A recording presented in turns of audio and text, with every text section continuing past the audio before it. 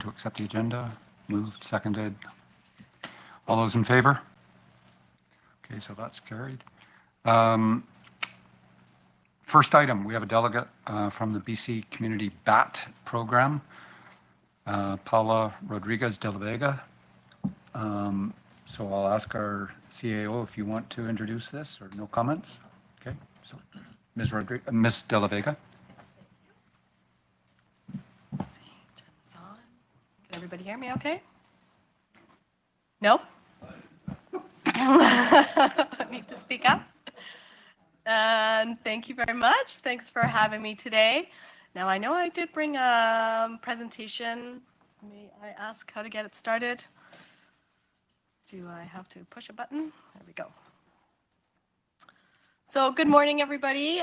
My name is Paula Rodriguez de la Vega. I'm the Okanagan Region Coordinator for the Okanagan Community BAT Program. And my background is in ecology and fish and wildlife. And I'm here today to speak to you about bat-friendly communities and also to request and propose your support and propose that the regional district become or work towards becoming the first regional district to become bat-friendly in BC. Let me see. Oh, if I can figure out how to do this. So who are we? We are a network of community BAT programs, the community BAT programs of BC. We've been in existence for over a decade and work throughout BC. There's about 20 different coordinators in BC. Of course, we are the Okanagan Community BAT program here. And we have been working in the area since before 2015, more or less. Margaret Holm was the previous coordinator, and I've been the coordinator since 2017. In our capacity, we are funded little by little with different organizations, different funding pots. And just recently, we were granted the South Okanagan Conservation Fund, 3-year fund. So I'm very happy to have that funding to be able to move forward with Bat Friendly Communities Initiative. We've been working with the Kaleden Community Association for the last 2 years, and they have been very supportive. And Margie was going to be here today, but unfortunately she had some family health issues coming up and was not able to attend. We've also been working with the City of Penticton staff, and they're also working towards becoming bat friendly. We have lots of funding partners, as you can see on the screen. And most recently, as I mentioned, the South Okanagan Conservation Fund. What did I do? Oh, back button. Okay. Move forward, move forward. There we go. Okay. So the Community BAT programs of BC's main mandate is to work with homeowners who have bats and to raise awareness about bats and their importance. We respond to many inquiries from homeowners. We have a toll-free line, and in 2023, in the Okanagan, we responded to almost 300 calls from local residents. We also do a lot of outreach and education, and that's anything from doing school presentations to doing presentations to communities, to doing press releases and all kinds of other events and presentations to raise awareness about the importance of bats and how to coexist with them, especially for homeowners who have bats. We also develop and promote best management practices for bats, and we work with the BC government bat biologists to get these going. We have a whole bunch of different documents available for everybody, including pest management companies, roofers, realtors, and obviously homeowners as well. We promote the annual bat count, and that's been going on for over a decade. All the data that we collect goes to the BC government, and they use it to be able to monitor bat populations and how they're doing.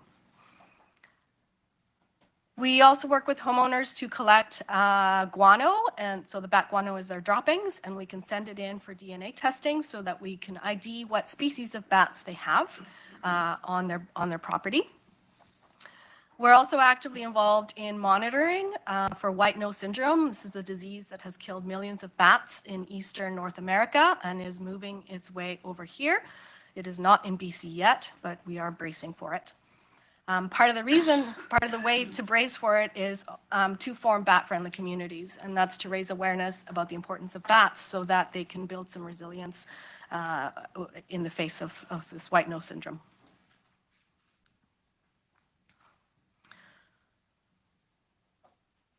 The Okanagan has the highest diversity of bats in all of Canada. We have at least 15 species of bats, and the list is there. Over half of them are listed as being at risk. One of them, little brown myotis, is endangered, and that's one of the species that is very susceptible to white nose syndrome with a mortality of close to 95%. So populations are plummeting in eastern North America, and we're just bracing for that. Not all of these species use buildings, only about 6 of them, but our primary goal is to work with homeowners so that we can assist those bats. And little browns do use buildings.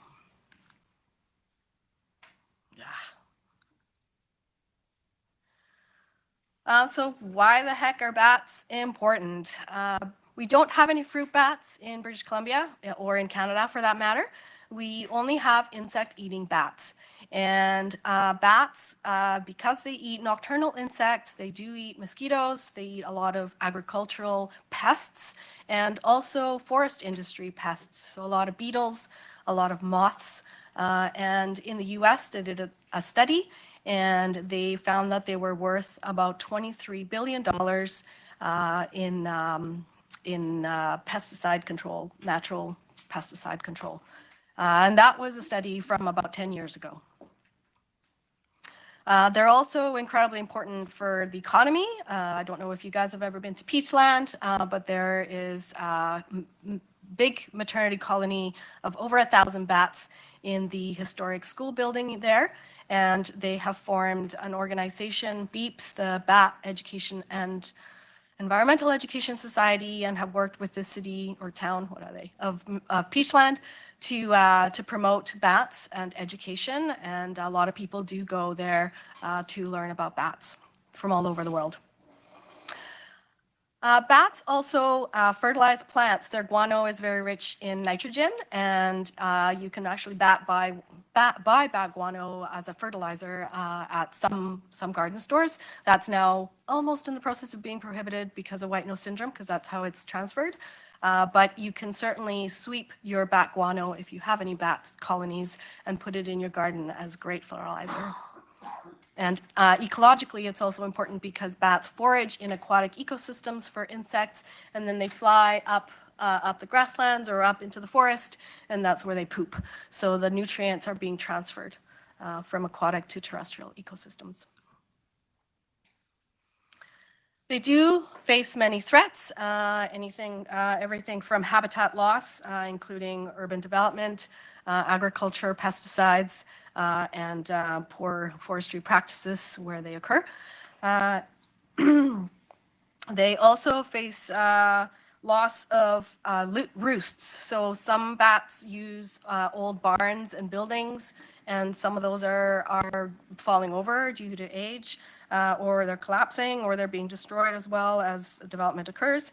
They're also being evicted from homes if there's a roost that happens to be on a building, on a house. They also face many mortalities. So-called clean energy, being the wind farms, are actually finding that lots of the migratory bats and migratory birds are dying as a result of wind farms. So there's lots of bat biologists working on solutions, finding solutions on this. In addition, predation by cats is also a threat. We get lots of calls from homeowners saying, "My cat just brought in a bat, what do I do?" So that's definitely a concern. And then, of course, white nose syndrome is the bottom photo, which I already spoke about. And just to clarify, white nose syndrome is not contagious to humans or pets or any other mammals other than bats. And it attacks them when they're hibernating in winter in their caves, and they starve to death as a result of this fungus that grows around them. So for bats to be healthy and resilient in the face of white nose syndrome, they need clean water, they need foraging habitat where they can eat insects, and they need roosting habitat. So as a result, we've formed this bat-friendly communities initiative to work with local governments of all stages or all levels, so that we can get the message out to homeowners, to residents, about how to coexist with bats, how to be safe around them, how to learn the basics of bat biology and destroy myths, how to protect habitats, how to manage hazards, everything from even just turning your bucket that's outside upside down, because if there's a bug inside the bucket, sometimes the bats want to go in there and eat it, and then once they're in the bucket, they can't get back out, so they die. So lots of little things that people can do to help manage hazards, and of course, getting involved. So in order to become a bat-friendly community, there are 3 components or 3 criteria. One would be to protect, enhance, and create bat habitat. And the process would be to work with the regional district staff, perhaps, to figure out where the important bat habitat is. Where are the wetlands? Where are the rivers, the aquatic systems? Where are the rock faces where they might roost? Where are the important large trees, riparian areas? Where are the old barns, if there are any that are mapped, or maybe we need to work with homeowners to see if that exists out there.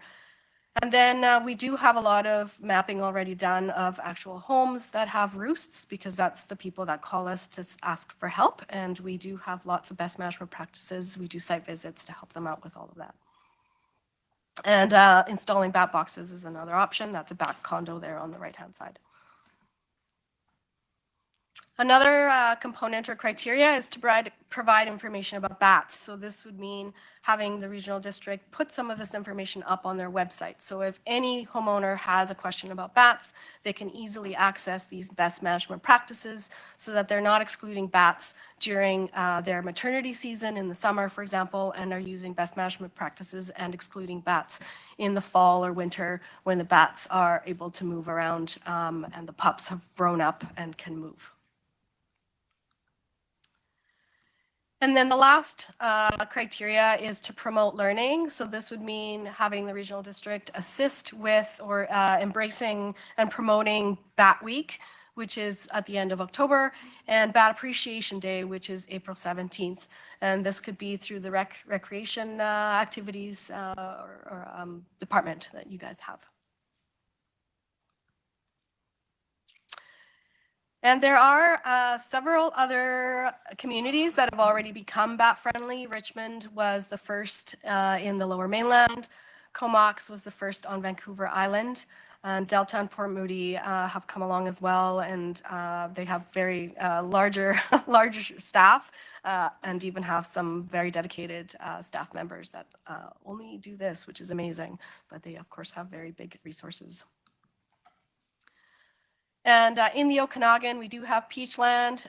They were the first ones in the Okanagan to become, the first and the only so far, to become bat-friendly. They did have the group there that became or formed as a result of the maternity colony that they have there. And they do all kinds of things to meet those 3 criteria. So why am I here? I'm requesting to partner with the regional district to begin to meet the criteria to get the regional district certified as the first regional district to become bat-friendly. I would love to work with your communications team if that's a possibility to get some of these best management practices into the website, to work with them to see if there's any social media opportunities to get the message out. To maybe put it on utility bills that get mailed out, and just put some literature out in the office for people that might come by and want some information on bats. Of course, we are always available as well, so people can always call us. Even the RAP line refers people to our toll-free line for what to do if you see a bat. Also would love to work with your Parks and Rec team to partner to organize something for Bat Week. Maybe not this Bat Week because it's a little bit too soon, but if they're willing and able, then all the better. But maybe aim for the Bat Appreciation Day in April. And then if there's wildlife or operations staff that I could discuss bat-friendly gardening for the 2025 planting season. There's all kinds of plants that actually attract nocturnal pollinators that feed bats. So moths are also pollinators, not just butterflies and bees. And there's all kinds of flowering plants that you can plant that are native that would benefit bats. And so these are there's also bat ambassador workshops that we provide, and it would be great to get some staff members trained up on what it means to be a bat ambassador.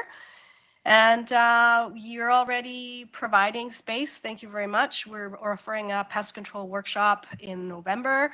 And we are using this room, I believe, for the workshop. So thank you for that.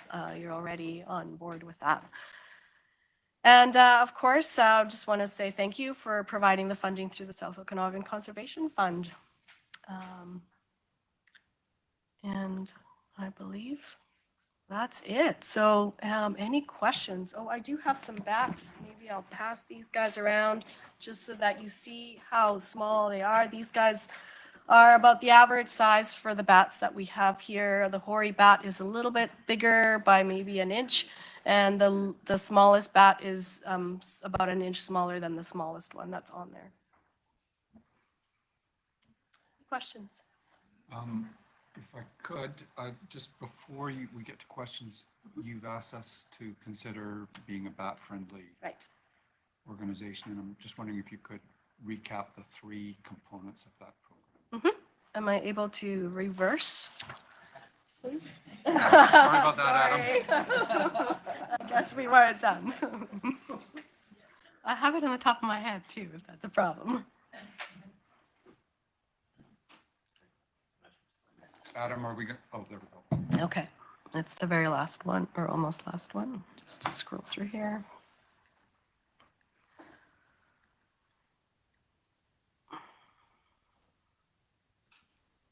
Yeah, those are the 3 components that I just. Oh, you want to do the components, not what I'm requesting? Sure, no problem.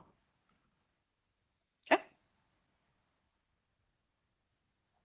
So there's that one. Do you want me? And Yep. The second one is. Protect, enhance, and create habitat, provide information about bats, and promote learning.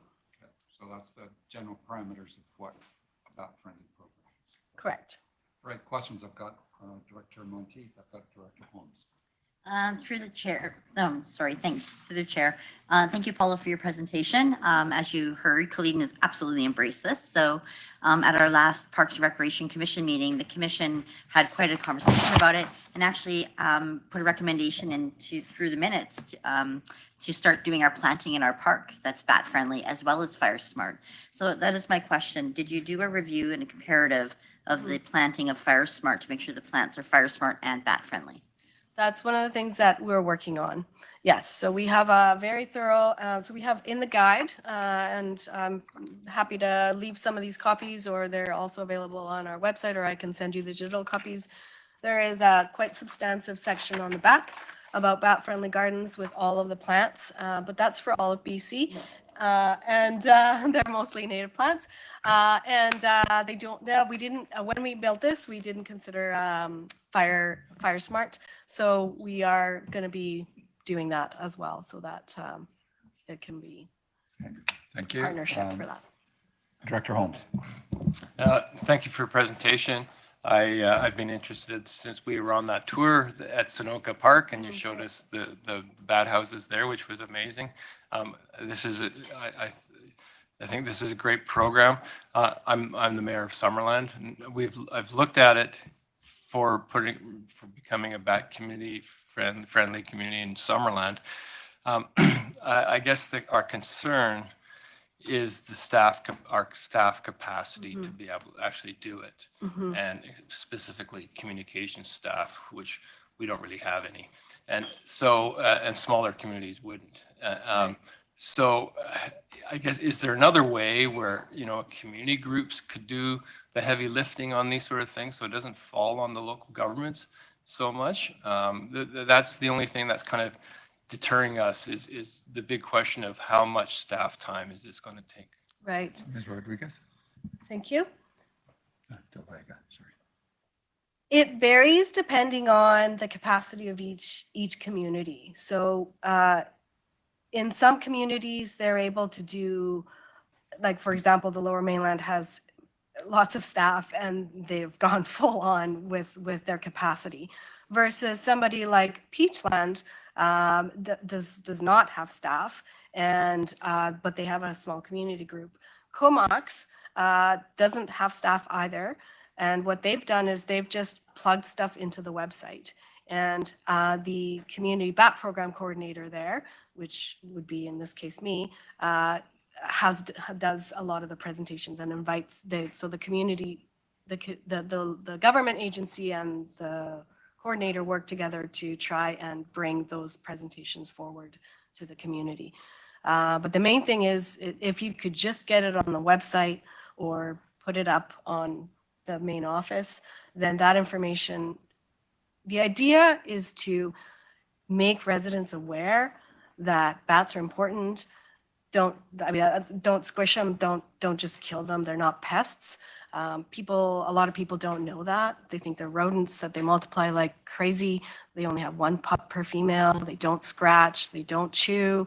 They don't build nests. They're just taking advantage of a little hole. If you can fit your thumb into a crevice in your soffit or on your siding, a bat can fit in there. They go in there, they turn upside down, they go to sleep. The challenge is that they poop and they pee. And so that makes a mess. And that's what we're managing for. Everything else is myth. Okay, the other thing that we're managing for is rabies. So less than 0.5% of bats do carry rabies. You can only get rabies if you get bit or scratched. How many times have you actually seen a bat? Never mind the actual contact that comes along with the risk of getting bit or scratched by a rabid bat, because it has to be rabid to get it. So there's education that goes along with that as well. We always teach, especially at school levels, never touch a bat. They're wild animals. Would you go up to a bear and pet it? That type of thing. So ensuring that we're getting that message out that bats are wild animals, they're protected under the BC Wildlife Act. There's best management practices. It is safe to coexist with them. It is not okay for bats to be inside your living space, but it's okay for them to be hanging out on the outside of your building. And with white nose syndrome coming, we need to build awareness in the community so that if people see a bat, they can give it a little bit of a fighting chance by letting it hang out for a day or two before it flies off, and not just shoo it away or squish it or spray Raid on it, because people do that. So, yep. Thanks, Ms. De La Vega. Okay. I've got staff, I think, going to clarify something, and then I've got Director Bush.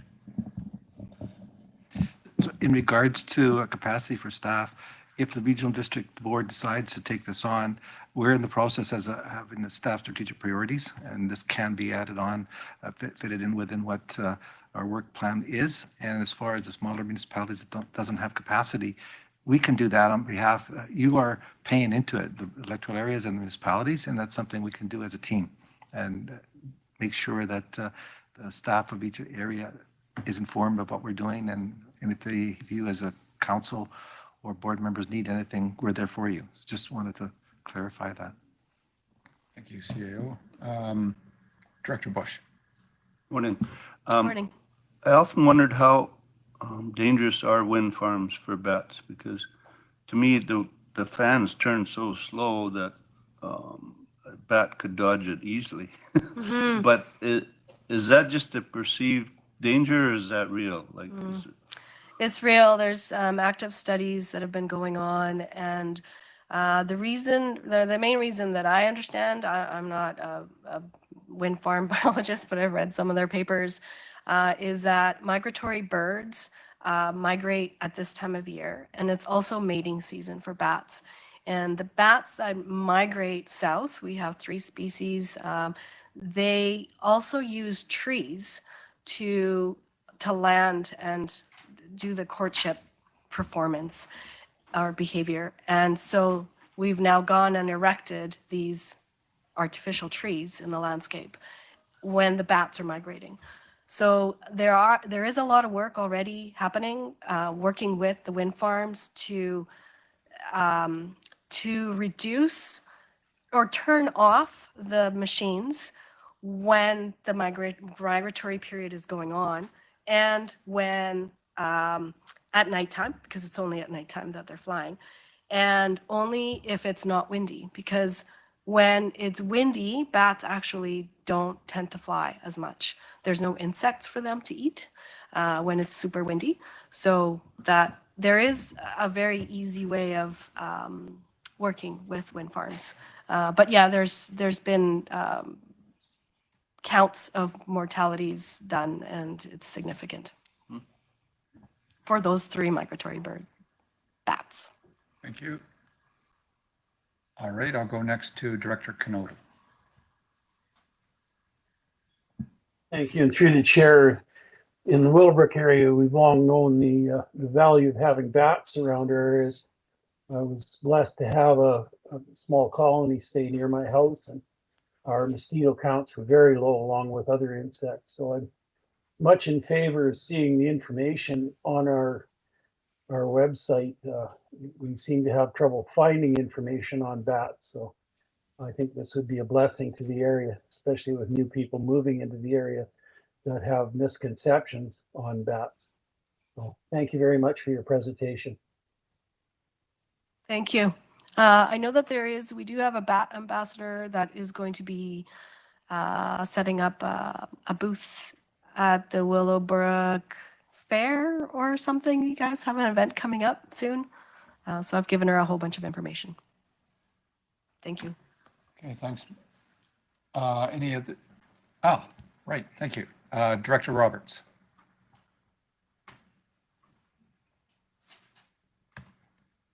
Thank you, and through the chair. I saw on one of your slides there about white noise. I was wondering if you could elaborate on what you mean. Is that a deterrent or an attractant? White nose? No, Oh, I thought was it white noise or is it white nose? The white nose syndrome, perhaps? No. Maybe I got that mixed up. I was just, for instance, Okay. I have these little white noise making things in my shop to keep rats away Right. and mice. And I'm Okay, wondering whether those would affect bats. Ultrasonic devices. Yes, now I understand what you mean. Yeah, they do affect bats. However, they don't necessarily work on roosting bats. So there's been studies, very little studies, surprisingly, on that. But they affect bats when they're hunting for insects because it affects their echolocation, which is their high-pitched calls that we can't hear, and affects them in not being able to hunt. So negatively there, it affects them. But unfortunately, it does not deter them from their roosting site. They get scared of it for a little while, and then they say, hey, okay, that's just a really loud noise, because it is very annoying and loud noise for them. But they ignore it after a bit and continue to roost in that spot. So not efficient, not recommended. It's also apparently the dogs and cats can hear it, and it can be very annoying for them. So we're not recommending ultrasonic devices at this point. Okay, thanks. Well, thank you. I appreciate that, because we've gone from having 4 to 6 that we would sit and watch in the evenings, now maybe 1 or 2. Yeah, doesn't work. Okay, thank you. Any other comments or questions? Director Monteith. Thank you. Through the chair, I'd like to make a recommendation that the regional district proceed with becoming bat friendly. Do we want to take that now, or do we want to finish the presentation?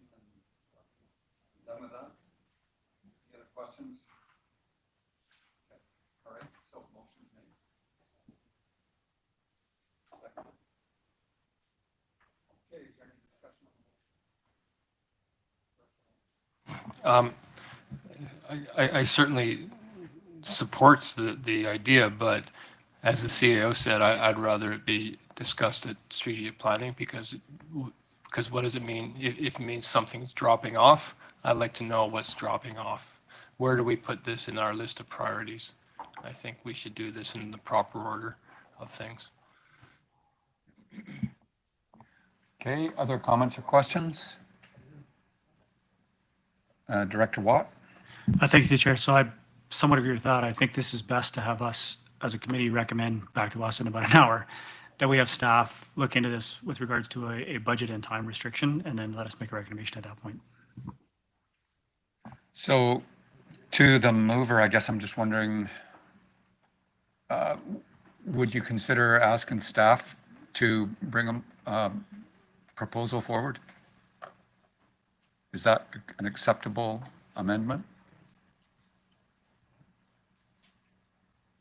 to our corporate officer?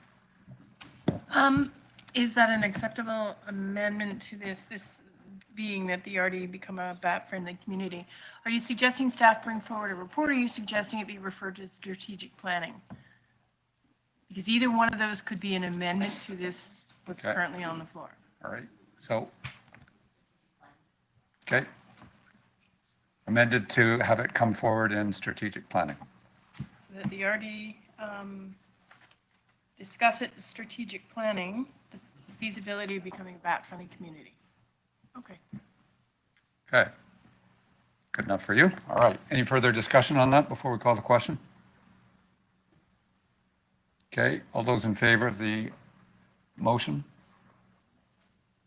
Okay, anyone opposed? Seeing none, motion's carried.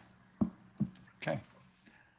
I don't have anything else on our agenda, so I think I'm going to call for a motion to adjourn. Moved, seconded. All those in favor? Thank you. And I'm remiss in thanking our presenter. Thank you Thank you for very your much. time. Really appreciate it. And if you guys have any questions, feel free to reach out. Okay, All right. Thank you. thank you. Thank you, Director Taylor and the presenter. That brings us to the regular Regional District Okanagan-Smilkameen Board meeting. We have the proposed agenda before us. There was one item that was going to be removed, A16, which was on the consent, and it's just needing to be removed for some corrections. So staff will bring that one back at a future date. So looking for a motion to approve the agenda. Moved, seconded. Thank you. All in favor? Great. Any opposed? Motion carries. That brings us to the consent agenda, corporate issues. Looking for a motion to adopt that one. Moved, thank you, seconded. All in favor? Great. Any opposed? Motion carries.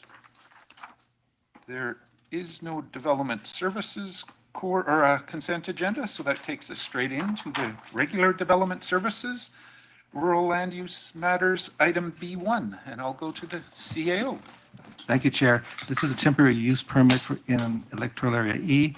The applicant is seeking to allow for a vacation rental use to take place within the principal dwelling on the subject property through the issuance of a temporary use permit, and the recommended administrative motion is that the temporary use permit E 2024.013 to allow vacation rental use at 1135 McPhee Road be approved. Staff's here to answer any of your questions. Okay, and I will go to Director Federico. Thank you, through the chair. I'd like to move the staff administrative recommendation, please. Okay, mover, seconder for that. It's seconded on the floor. Any discussion? Director Monteith. Thank you. Through the chair, with the delegation bylaw, why did this come to the board with no representation? Staff. I believe there was a complaint, but we'll check. Yeah, there was a representation that came in. I'm just not sure if it made it to you folks or not. It should have been on the agenda. I'm not sure what happened there. It isn't on the agenda that I saw, so. Unless it was one of the ones that was late on the emails that we received, and that could be the case, but I'm not sure. No, those late items would have been in relation to one of the rezoning applications Okay. that's further down the agenda. No problem. Okay, so there was a representation. Can we have a quick summary? Was it in favor, opposed? Yeah, it was opposed. It was just related to concerns about traffic and noise. Okay, good to know. Any other discussion on this? Not seeing any hands. This is a rural vote, so I will call the question, and this is to approve it. So all those in favor? Okay, any opposed? Motion carries. Down to B2, CAO. Thank you again, Chair. This is also for electoral area E. This application is seeking a variance to the retaining wall and fence height regulations that apply to the subject property in order to undertake the construction of a private wall composed of a fence and a retaining wall. And the staff recommendation is that the development variance permit E 2024.16 to allow the construction of an overheight fence and an overall height retaining wall at 6857 Indian Rock Road be denied. And again, staff's here to answer questions. Okay, thank you. And again, I'll go to Director Federico. Thank you, through the chair. I am make the alternative recommendation to approve. Okay, so you're moving the alternative to approve, seconded. It's on the floor. Any discussion on this one? Not seeing many hands, but I do have one question in regards to the height of one of the fences. I just wanted to confirm it wasn't a typo. I think it was from whatever the suggested is to like 6 point some odd meters. Is that accurate, or is that including something? That seemed like awfully high to me, so.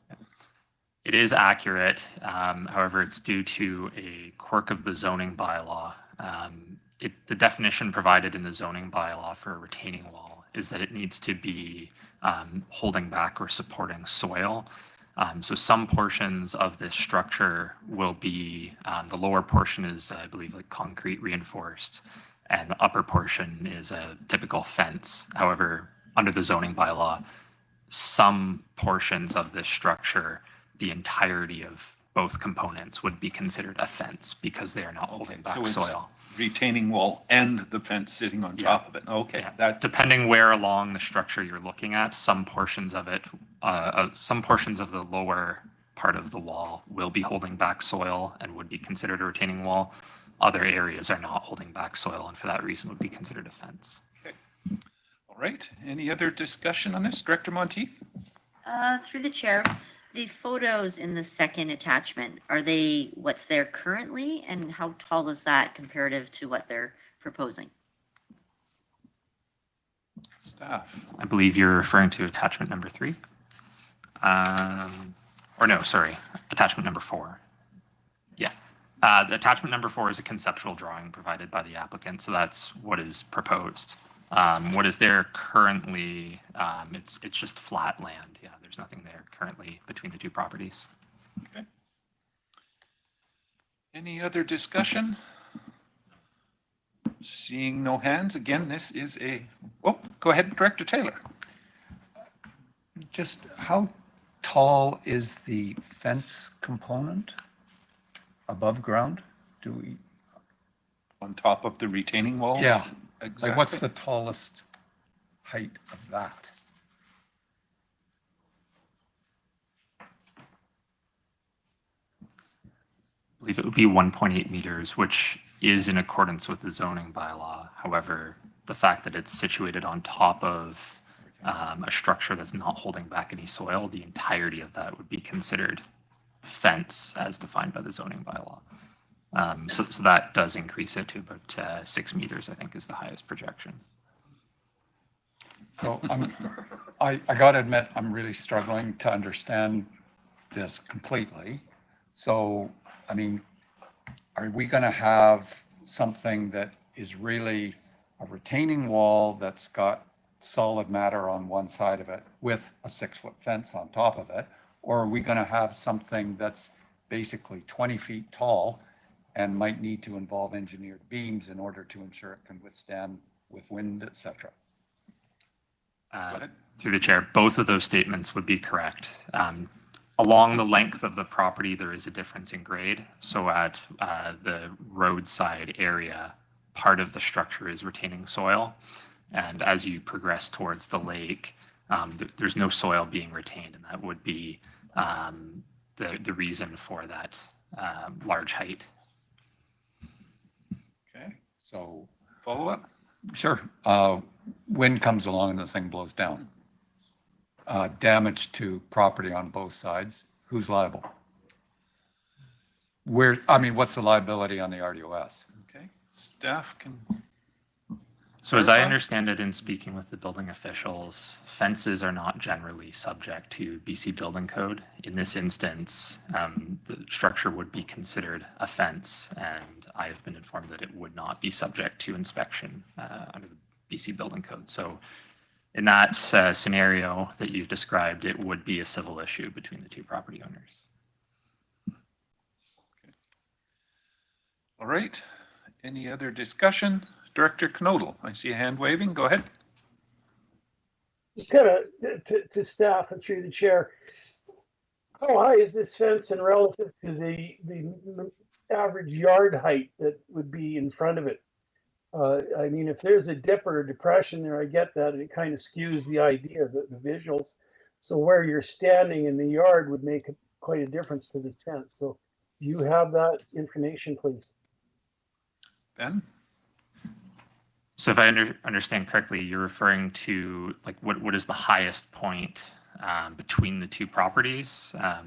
Like what's the highest point of the If you're standing in the resident's yard, I mean, generally a fence is to deal with the residents that's putting it up. What does that fence look like? It's not an 18 high foot fence, is it at that point?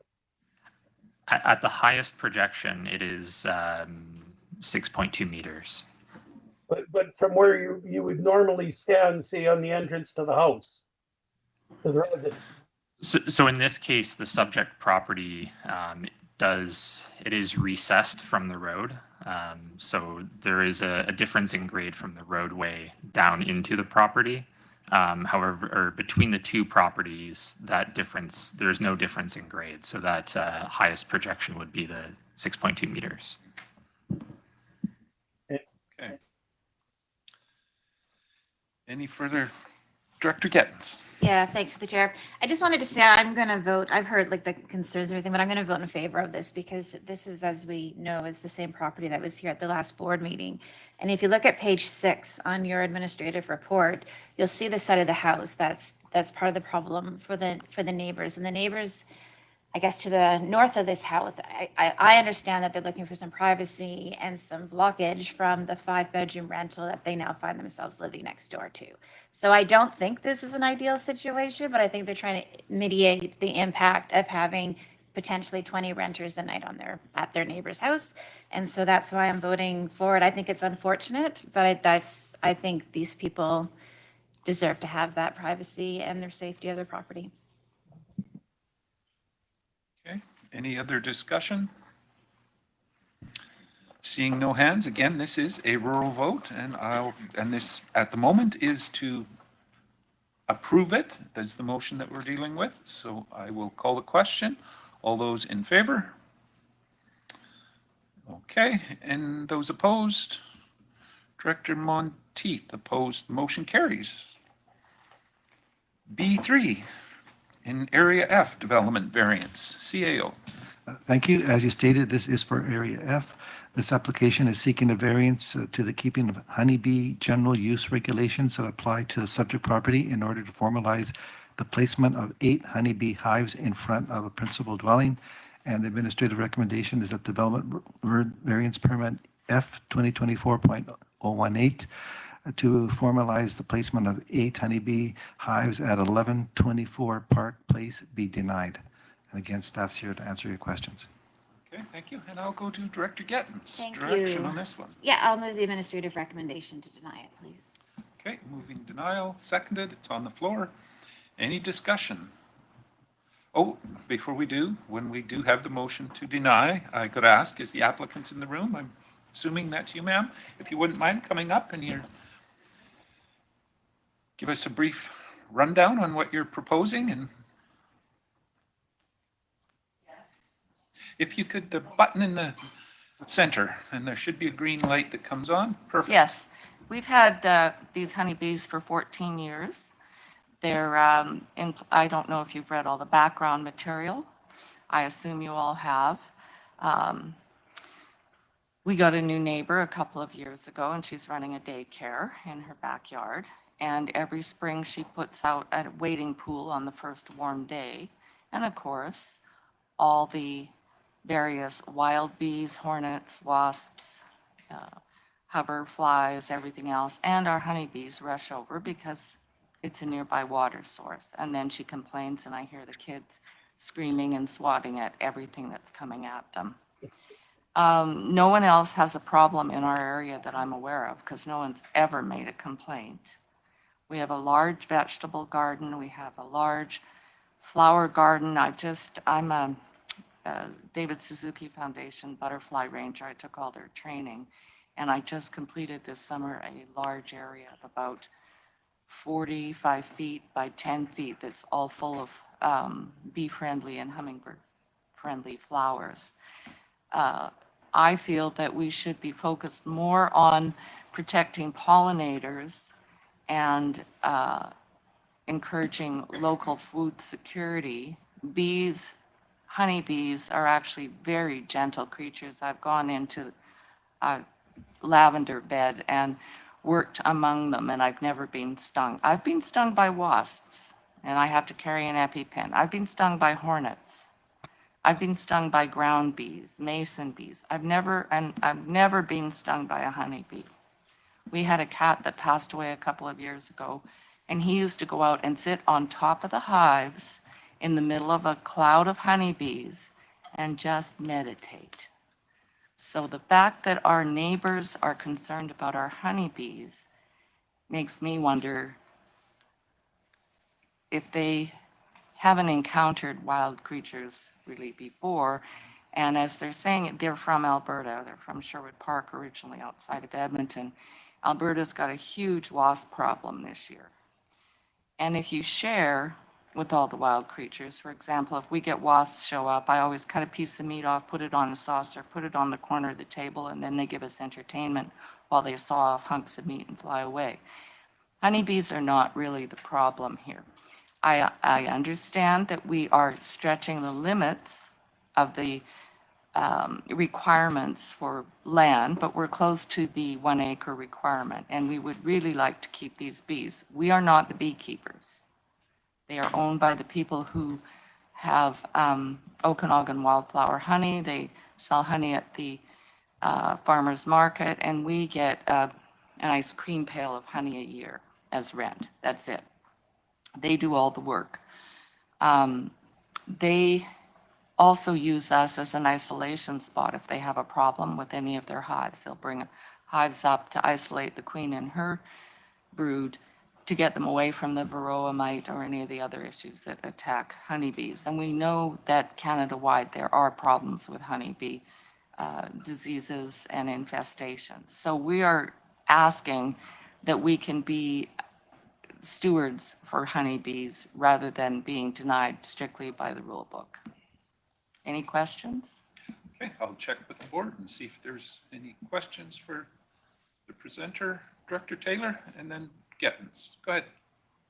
Yeah, just if you could explain any consideration you've given to having them in a different location on your property. Yes, our house is on a flag lot. The backyard has about 12 feet maximum width, and then it slopes upward to the Penticton Indian bands. And that's another benefit of our location. They get wild, early wild flowers up there. And they produce a lot of honey compared to other hives because they start earlier and they go way later into the season.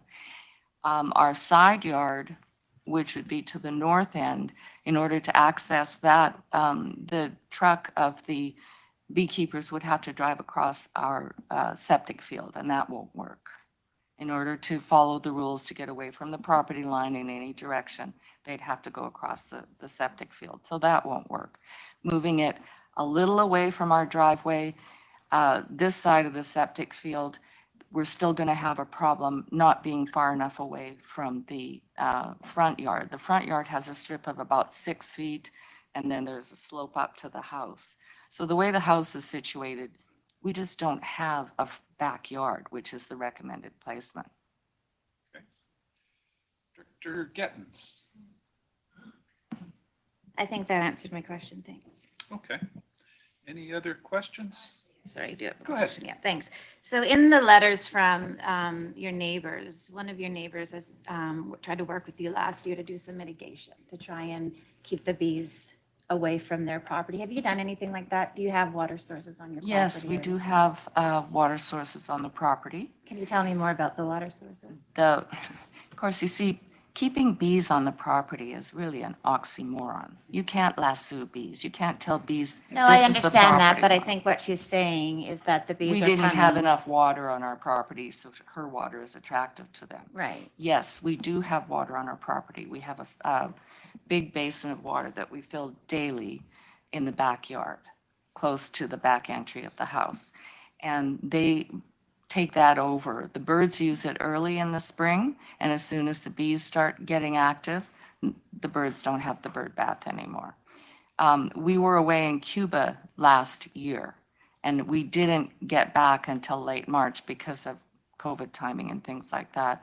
And so we were a little late putting it out. And us being back at the end of March, she immediately had a wading pool out. It was warm early enough, and she had a wading pool out. She invited the bees to her yard and then gets mad at me because the bees like water. You know, she didn't create this problem herself. We wouldn't have this issue if she would wait until it was rainier and we'd had some moisture and the bees wouldn't be so frantic to come out of their hives in the early spring and find fresh water. We don't have fresh water where we're located. We back onto the PIB. It's very dry up there. There's no creek. There's no lake nearby. The nearest lake is Max Lake, and that's way too far for the bees to go. The daycare kids, I've heard them screaming and swatting. And anytime you read about bees or wasps or hornets, and there was just something on CBC radio this morning discussing the problem of wasps in Alberta. And the specialist said, people who sit quietly are not bothered by these insects. People who start flapping their arms, running around, which kids do if they're panicked. I taught our daughter not to be afraid of bees. We lived in Calgary and we were out walking toward the park and she spotted a Siamese cat on a leash on the front porch. So we went to visit him. While I'm talking to the owner, she goes around the side of the house and there's suddenly a scream. And I said, well, what happened? She was about 4.5. A bee bit me. I said, well, what were you doing to the bee? And the man was going to go kill the bee. And I said, what were you doing to the bee? Well, I was trying to pet it. I said, why were you trying to pet the bee? Well, he was so soft and fuzzy. I said, well, you know, you looked like a dinosaur to the bee. And the man said, I'll kill it. And she goes, no, I caused the problem. So if you teach your children properly, they aren't going to be bothered. Okay, any other questions? Not seeing any other hands. The motion on the floor at the moment is to deny. And again, this is a rural vote. So I will ask the board for calling the question. Oh, you want to I've got some comments. Thanks. comments? I'd like to Okay. do some board discussion. Sure, we can do that. Thanks. Great, We thank thanks. the applicant for presenting. Yes, and if there's any other questions that I can answer, I'll stay here. Okay, we'll send it back to the board, and if there is, I will go to you, but otherwise it's a discussion amongst the board members. Yeah, great. Thanks, Go for the ahead, chair. Director Gettens, you want to speak to it? Yeah, so lots of what the applicant has shared today, I don't disagree with, the importance of bees and everything like that. I think it would be great if children all stayed still and we all learned how to do that. That would be great. The problem is that there's 8 honeybees when there should only be 2. They're within half a meter of the property line rather than 7.5 meters, and they're in the front yard and not in their backyard. And the reason we have bylaws is then so all the other neighbors can enjoy their lawn as well. So if the bees were in the right spot and they had the right number of hives, this may not be happening to the neighbors. The neighbors can have a wading pool out whenever they want. Their kids can go out in the wading pool whenever they want. But what's happening is that we've got too many bees in too small of a property, too close to neighbors. And that's where the conflict is. And if you look at the letters, it looks like one of the neighbors had tried to work with the applicant last year to maybe mitigate some of this. Even if there was more than an acre, they still have the same siting regulations where the bees are in the rear of the property. So then they're not near the neighbor's property and within that 7.5 meters. So I don't disagree on how important honeybees are. I really think that you can hear that in all the letters that everybody agrees that it's important, but it's too many hives, too close to neighbors and not the right property for this. You also have to be the one that's responsible for taking care of them. And with any kind of animal that you take, it is your responsibility. It's not the responsibility of the neighbors not to put water out too early. It's your responsibility to make sure your animals are well taken care of, fed.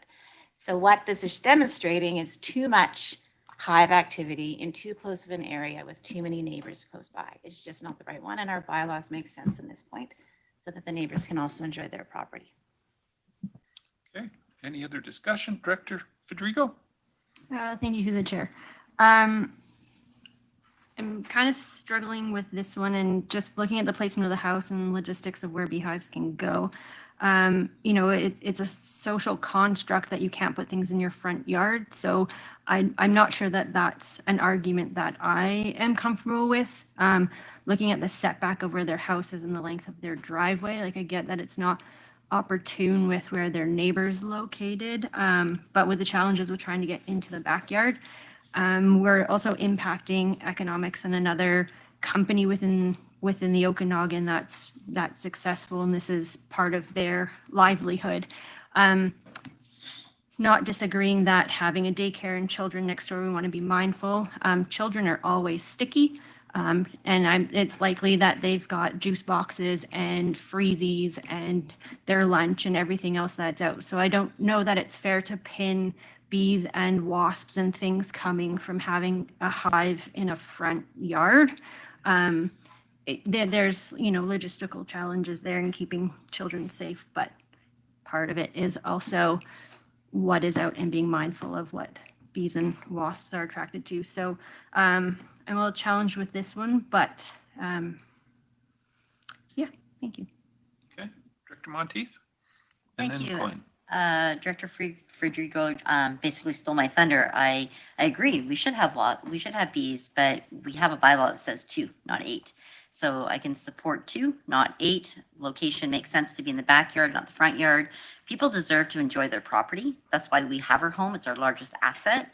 And to be able to not enjoy our homes because our neighbors are breaking a bylaw that makes sense doesn't make sense to me. So thank you.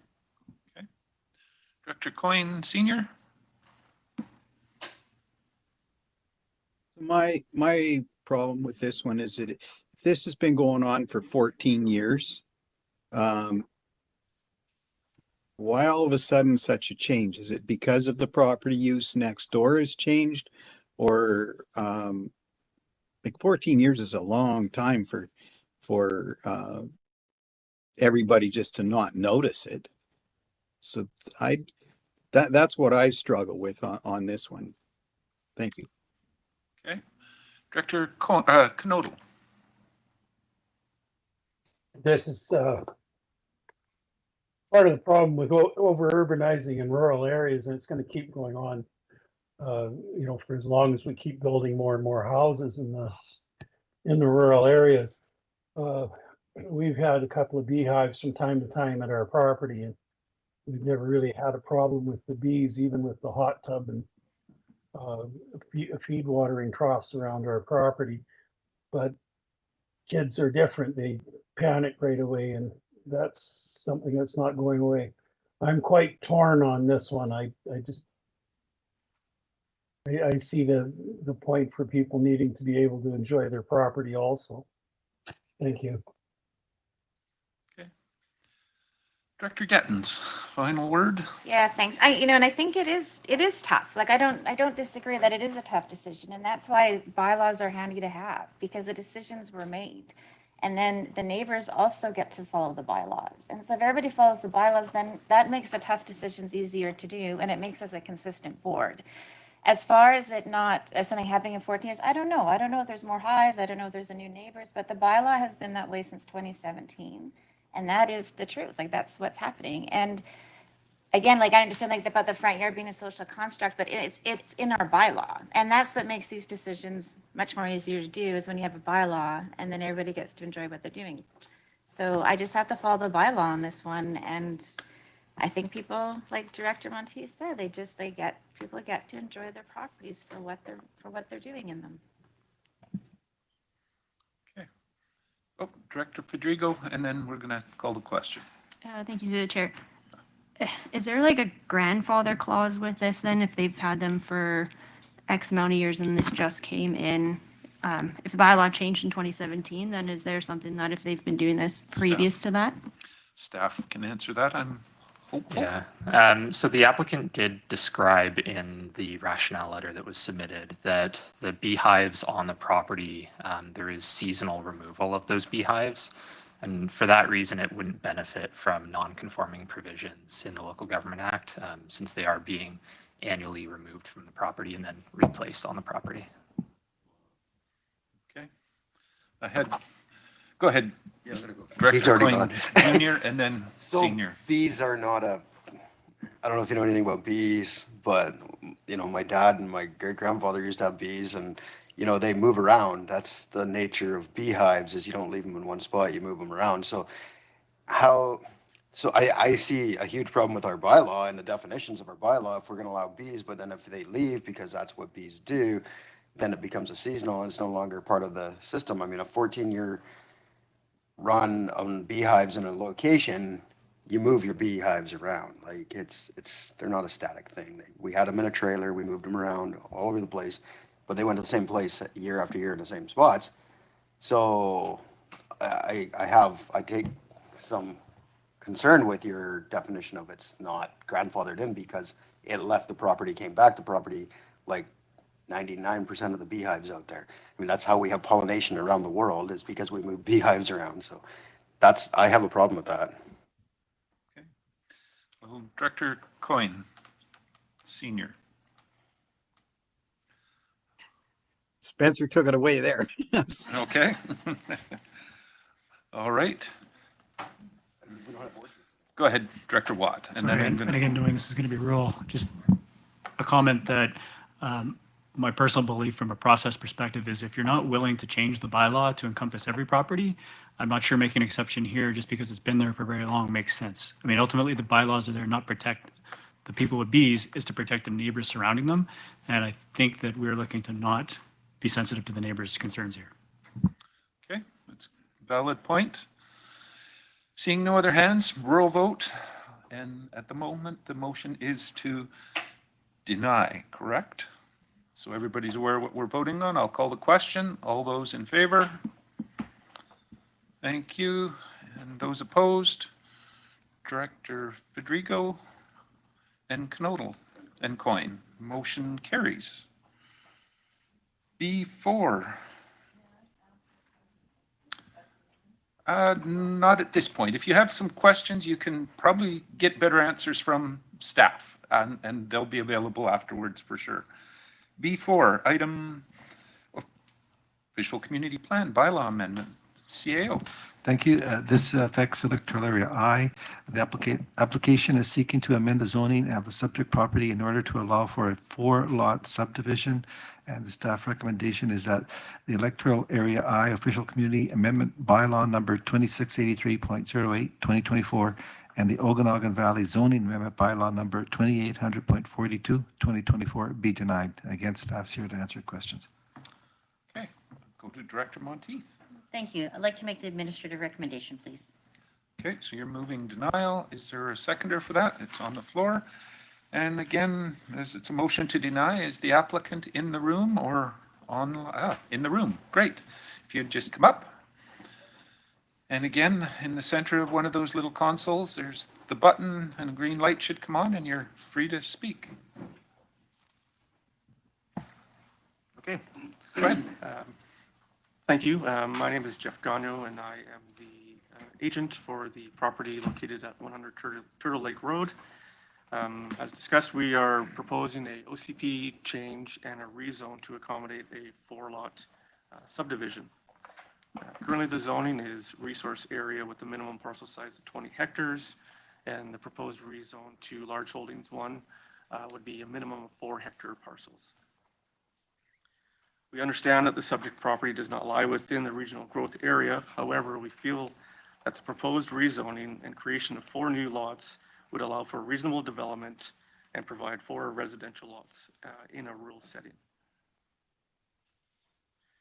Currently, there are a few vacant lots proposed of this size in the area and provide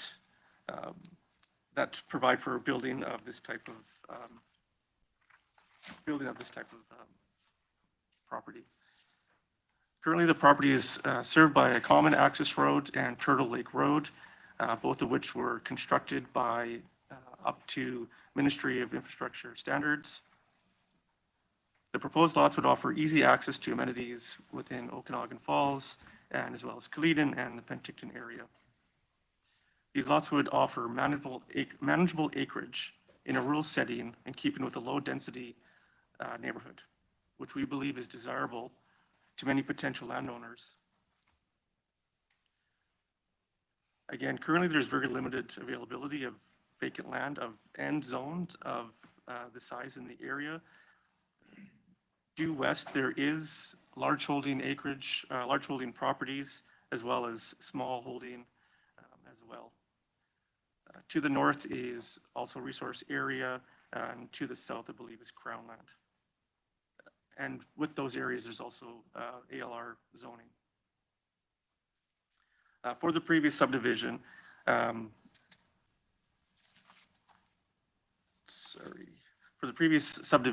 wildfire mitigation had been done as part of that requirement.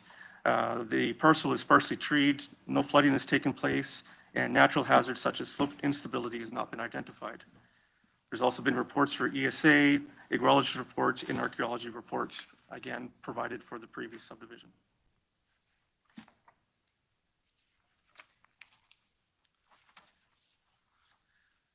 Our proposal was specifically planned to be low density. We feel this is the best use of the land, as this will create manageable parcels for people looking for the homestead living. This will have minimal impact to the land versus a high density development due to the location and should have no impact to any of the surrounding neighbors. Again, we feel this is the best use of the land to propose 4 residential lots versus the current principal uses of resource area, which includes forestry, natural resource extraction, and within that includes quarries, gravel pits, gravel processing, and stripping of topsoil.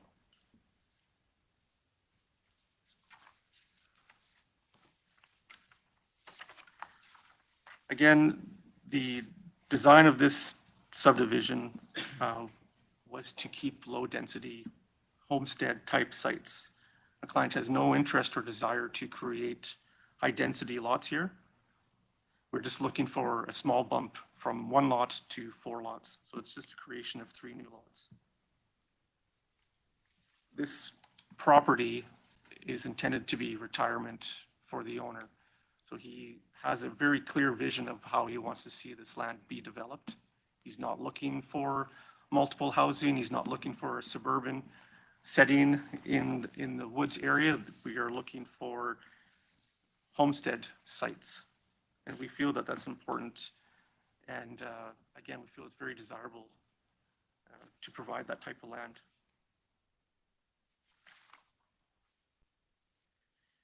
We support protecting the rural lands and mountainsides around the valley, but we feel strongly that our proposal is a great mix of rural and natural land and creates small yet large lots. And this is a sensible development. Again, access to the parcel is existing and built to MOT standards. The location is great as it's central between Okanagan Falls and Culleton. And with existing yet still smaller but large holdings to the west, we feel the development is consistent with the neighborhood. Thank you, and I'm happy to answer any questions. Okay, I'll go to the board if they have any questions for the applicant and their agent. Director Bush, go ahead. Yeah, I'm just wondering if is there much water available here? So my understanding is preliminary investigation with the drilling company that's provided wells for the surrounding neighborhoods has indicated that there is a good source of water and the wells around there are functioning well. So if the rezone is accepted, the next step would be to submit a formal subdivision application, and that would be a requirement to confirm water as well as sewage disposal. Okay. Any other questions for the applicant? Not seeing any hands. We thank you for the presentation. It'll go back to the board for discussion. Great. Director Monteith. Thank you. Just to share with the board, this application did come to our APC. APC considered it. We had a great conversation about it. The fact that the property is outside the regional growth strategy, which is something that was quite lengthy to get to that process. Area I has not wanted to have the rural sprawl. That's been a big thing for us because these satellite communities, when they pop up, yes, it's only 4 lots, but each property can now have 2 homes. So now you have 8 homes versus 2 in the bush. Like it's setting the community up to once again to continue to build these little satellite communities, which through the regional growth strategy, the OCP, the community has said they did not want. So that's why I don't support it. It's a beautiful property. It'd be a great location, but it's a resource area zoning for a reason. And to change that to housing would be a travesty. So I can't support that. Okay. Any other discussion? Not seeing any hands. Again, this one is a rural vote, and at the moment, the motion is to deny. So I'm going to call the question. All those in favor? Thank you. Any opposed? Director Bush opposed? And Coyne Senior? Motion still carries. B5, item for zoning bylaw amendment in Area D, CAO. Thank you. This application is seeking to amend the zoning of the subject property in order to allow for an 18-unit townhouse development.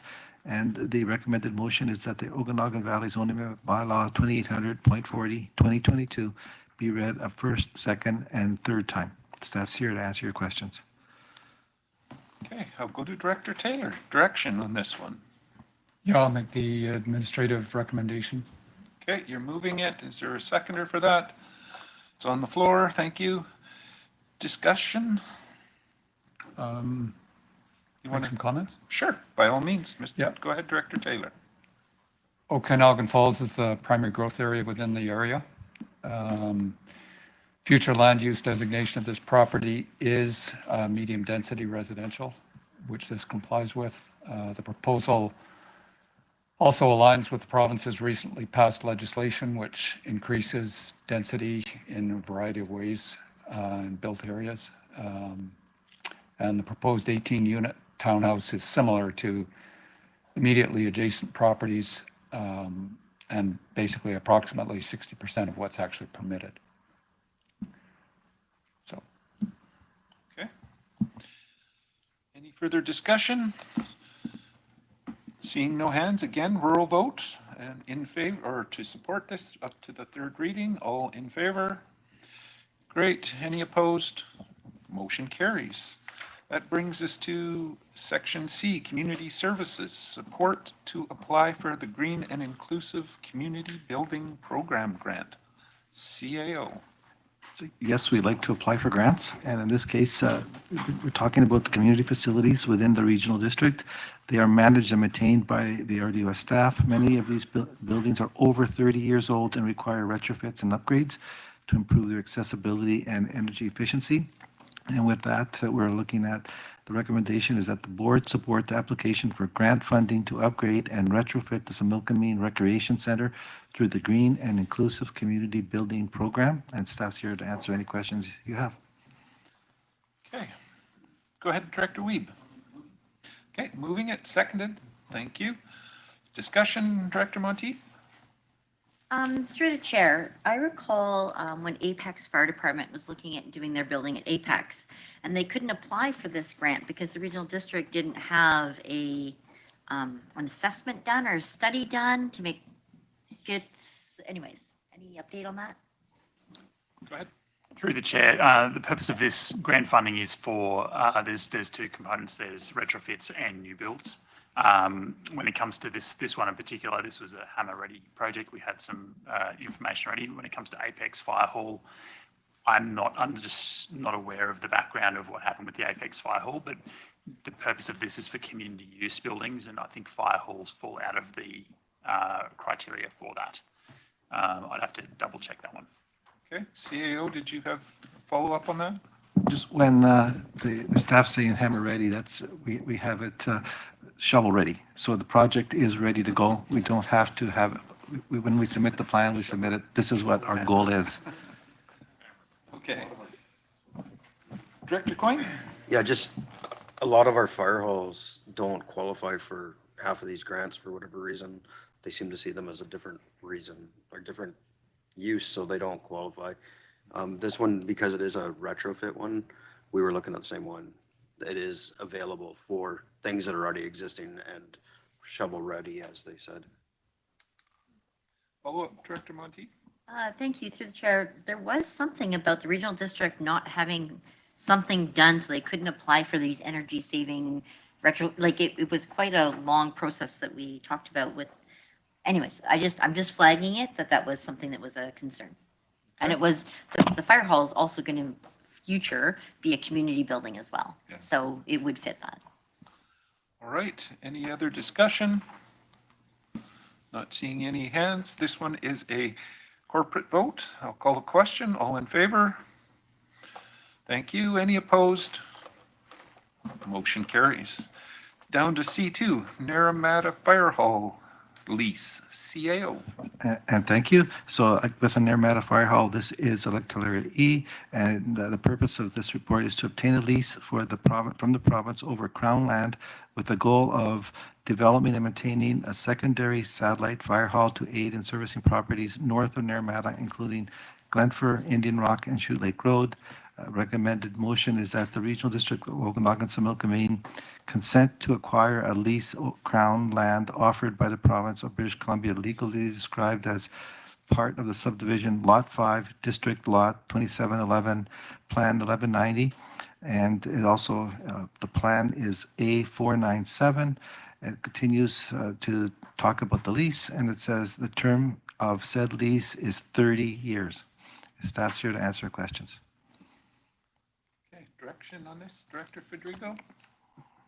I'd like to move the administrative recommendation, but I'm happy to talk to it or if there are questions for staff involved in that. Seconded. It's great. You've got a question over here, Director Coyne. Yeah, I have a question for staff. Have you guys discussed this with the Crown yet? Because they're not moving very fast on anything. I mean, we're 5 years into a lease agreement discussion, so where are you guys at on that? Go ahead. Sorry, through the chair, I didn't capture that question. Have you already started discussions with the Crown on acquiring this, or is this like just step one? Because it's not going to happen very fast if it's step one. This is ready to go. Yeah, so we're bringing it forward for that. Okay. Any further discussion or questions? Go ahead, Director Federico. Yes, thank you through the chair. Yes, this has been in the process for quite a long time. Right now, we're just preliminary steps of a cistern and not quite a full-blown fire hall out there. That's potentially years to come. So this is just so that way we can have the land to put a water cistern out there. Okay. Seeing no more hands, again, this one is a corporate vote. All those in favor? Thank you. Any opposed? Motion carries. Down to D, Legislative Services, Business Licensing Service Establishment Bylaw, CAO. Thank you. So the purpose of this is to remove electoral area C and H from the business licensing service prior to adoption. And the recommended staff motion is that third reading of bylaw 3078-2024, Regional District of Okanagan-Similkameen Business Licensing Establishment be rescinded, and that bylaw 3078-2024, Regional District Okanagan-Similkameen Licensing Service Establishment be read a third time as amended by removing the electoral area C and H from the service and be forwarded to the Inspector of Municipalities for approved. Staff's here to answer questions. Okay, direction on this one? Someone prepared to move that? Moved and seconded. Any discussion? We've discussed this before, not seeing any hands. I do believe this one also is a corporate vote, so I'm going to call the question. All in favor? Thank you. Any opposed? Motion carries. D2, Invasive Species Management Service, CAO. Thank you. And again, the purpose of this is to combine noxious weed control and nuisance control services and the control of caterpillars and noxious and destructive insect functions into a single invasive species management service. The recommended motion is that bylaw 2065.03 be in bylaw to amend the noxious weed control service to include nuisance control and control of the caterpillars and noxious and destructive insects, and to be renamed as invasive species management be adopted. I do want to add that if this does go through, technically, because we're not a taxing authority, has to go to the province, has to go to the BC Assessment Authority, it may not take into effect as a tax, as one combined until 2026. So it would be still separated, but this is the beginning of the combination of the services. Okay. Direction from the board on this? Director Gettin's moving it, I'm assuming? Or I speak will to move it, but I do have a question, but I can move it. Okay, let's start with it being moved and it's seconded, and I'll go to you for the question. Go ahead. I'd like some clarity on what this service would be, because I'll get calls from citizens and they'll have like the tree of heaven and they want to know what they can do with it and they can't access that tree of heaven. And so I'm curious about what's the aim here? Because we have been piloting an invasive management pilot in Greater West Bench where we're taking care of some invasive trees, especially on our parkland and stuff. So what is this going to do for the citizens? We clarify that stuff? Go ahead. Hi. So the way that our bylaws are working currently, we don't have access to private property. That's personal or a landowner responsibility. So if there's invasive species on a private property, that is the landowner. We don't have funding or the means within our programming to remove or manage invasive species in that sense.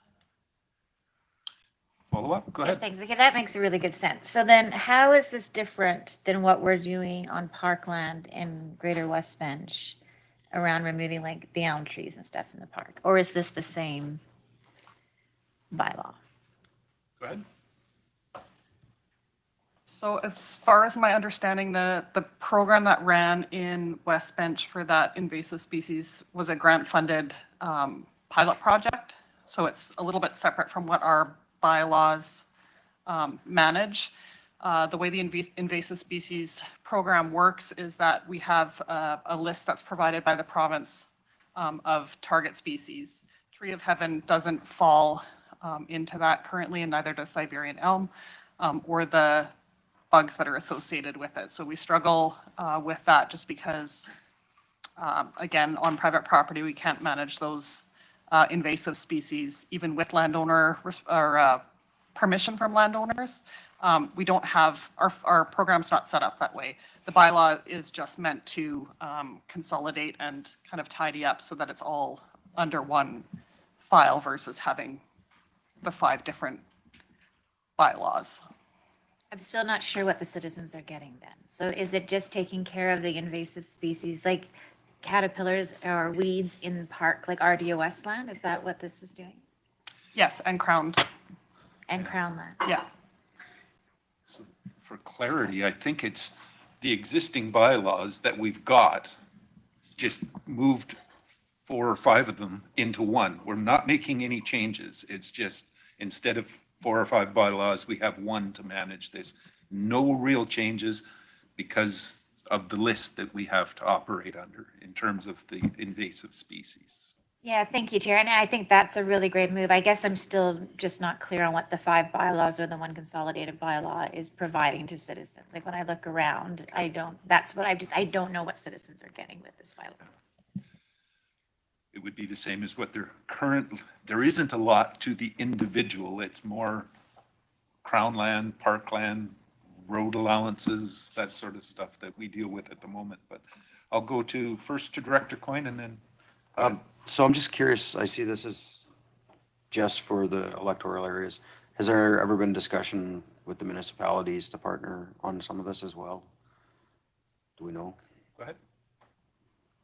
The way that the program is contracted out, we have a requirement, and it's written into that agreement, that we cover the regional district, kind of blanket it for major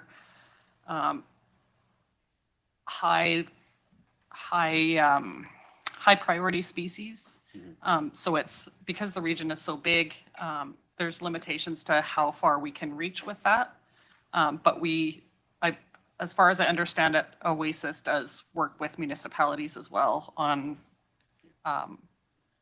smaller contracts within the municipalities. Any other discussion? Director Coyne, Senior, go ahead, and then Roberts.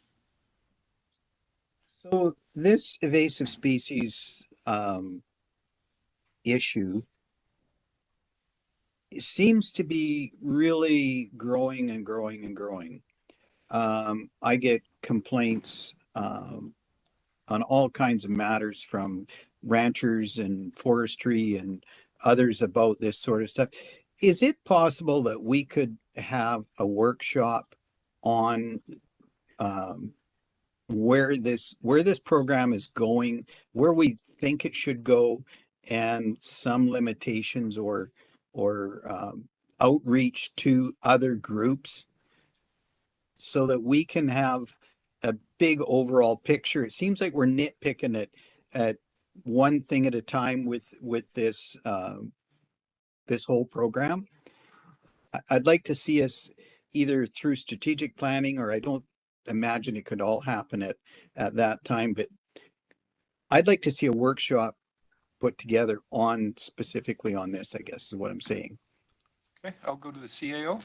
While it can't happen in the strategic planning, yes, we could do a workshop and possibly add a few other services that the board may be interested in. So it's not just specific to this one area.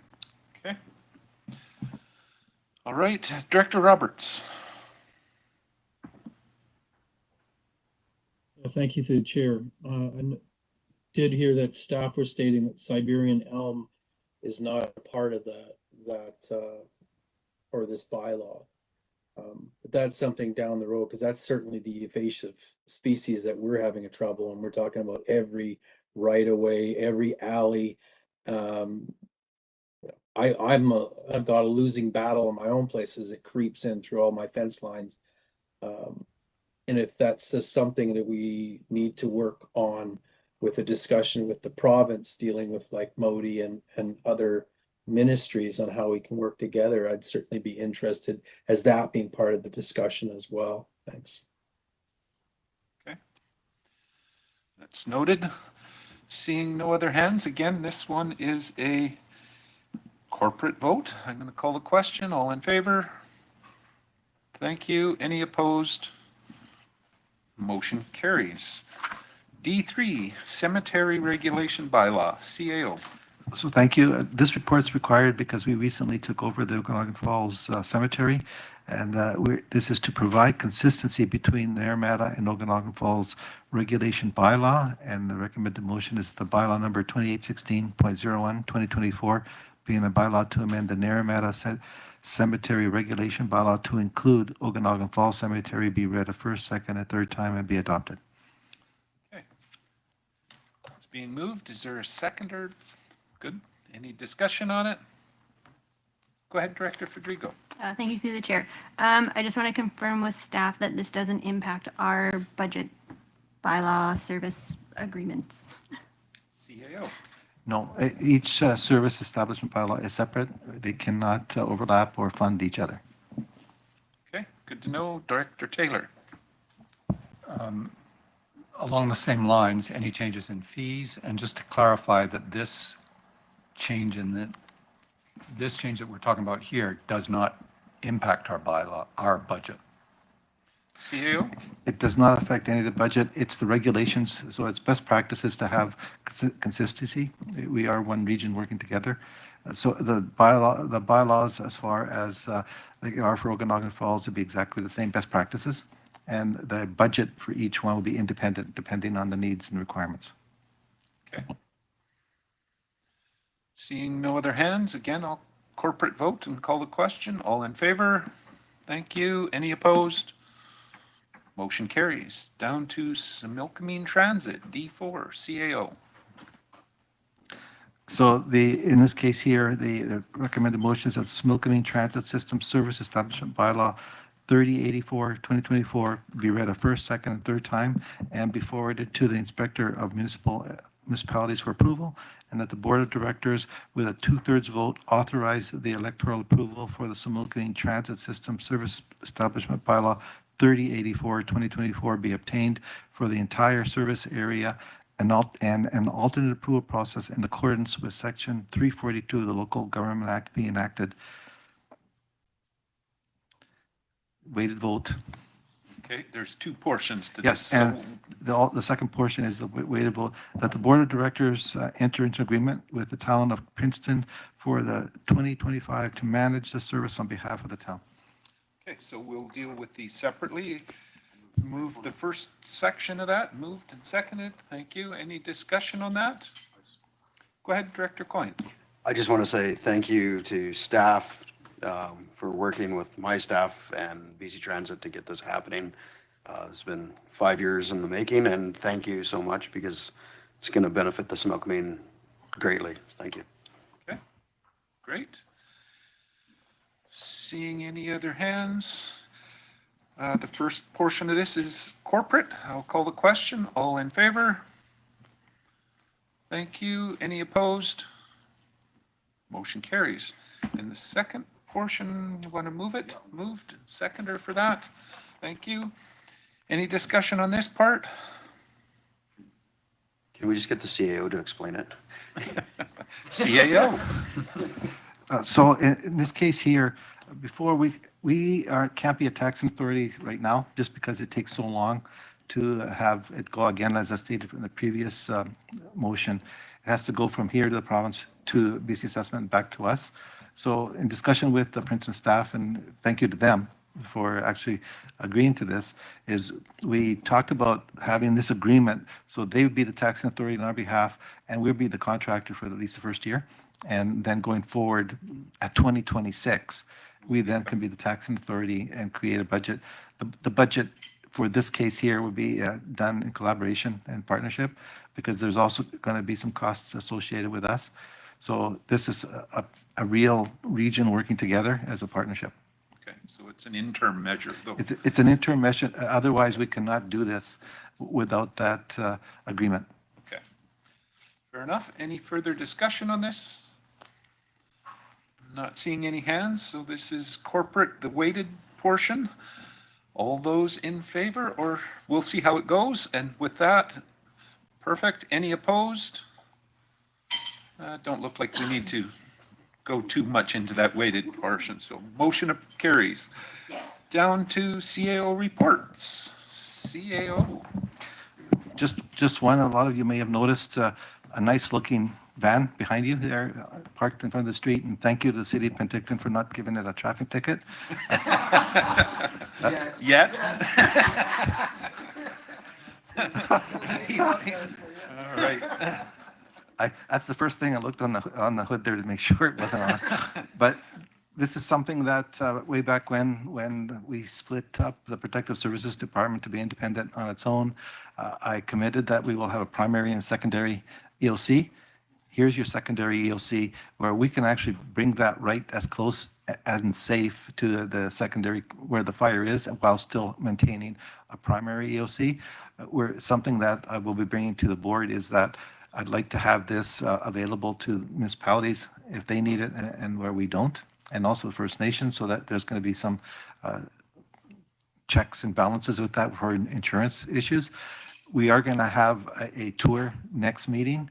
We're in the process of putting in all the required equipment, including we do have a satellite in there, but we still want to make it sure that it actually works any and everywhere in the organization. So this is a big step, and the commitment that I made to you as a board, this meets it. We also have a van, a trailer, that if it's going to be fire more than two places, we're equipped now to go to two places, and it doesn't have to be in the regional district.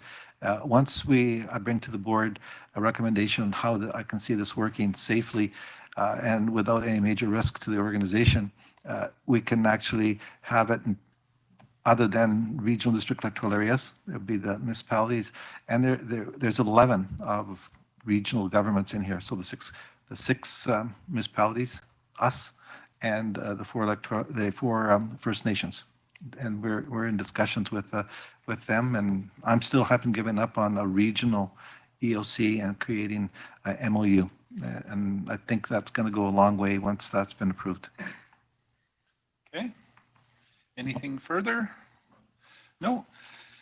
And were we going to get the update for the wildfires, or are they pretty much? It's pretty much, it's very quiet. You'll see that. Knock on wood. Sorry, I've said that a number of times, and my knuckles are hurting now because I've been asked to knock on wood immediately. Yeah. So in the Protective Service Department is very quiet. There's nothing to really update. This is one of the best years, knock on wood. For a long time. That I've ever seen.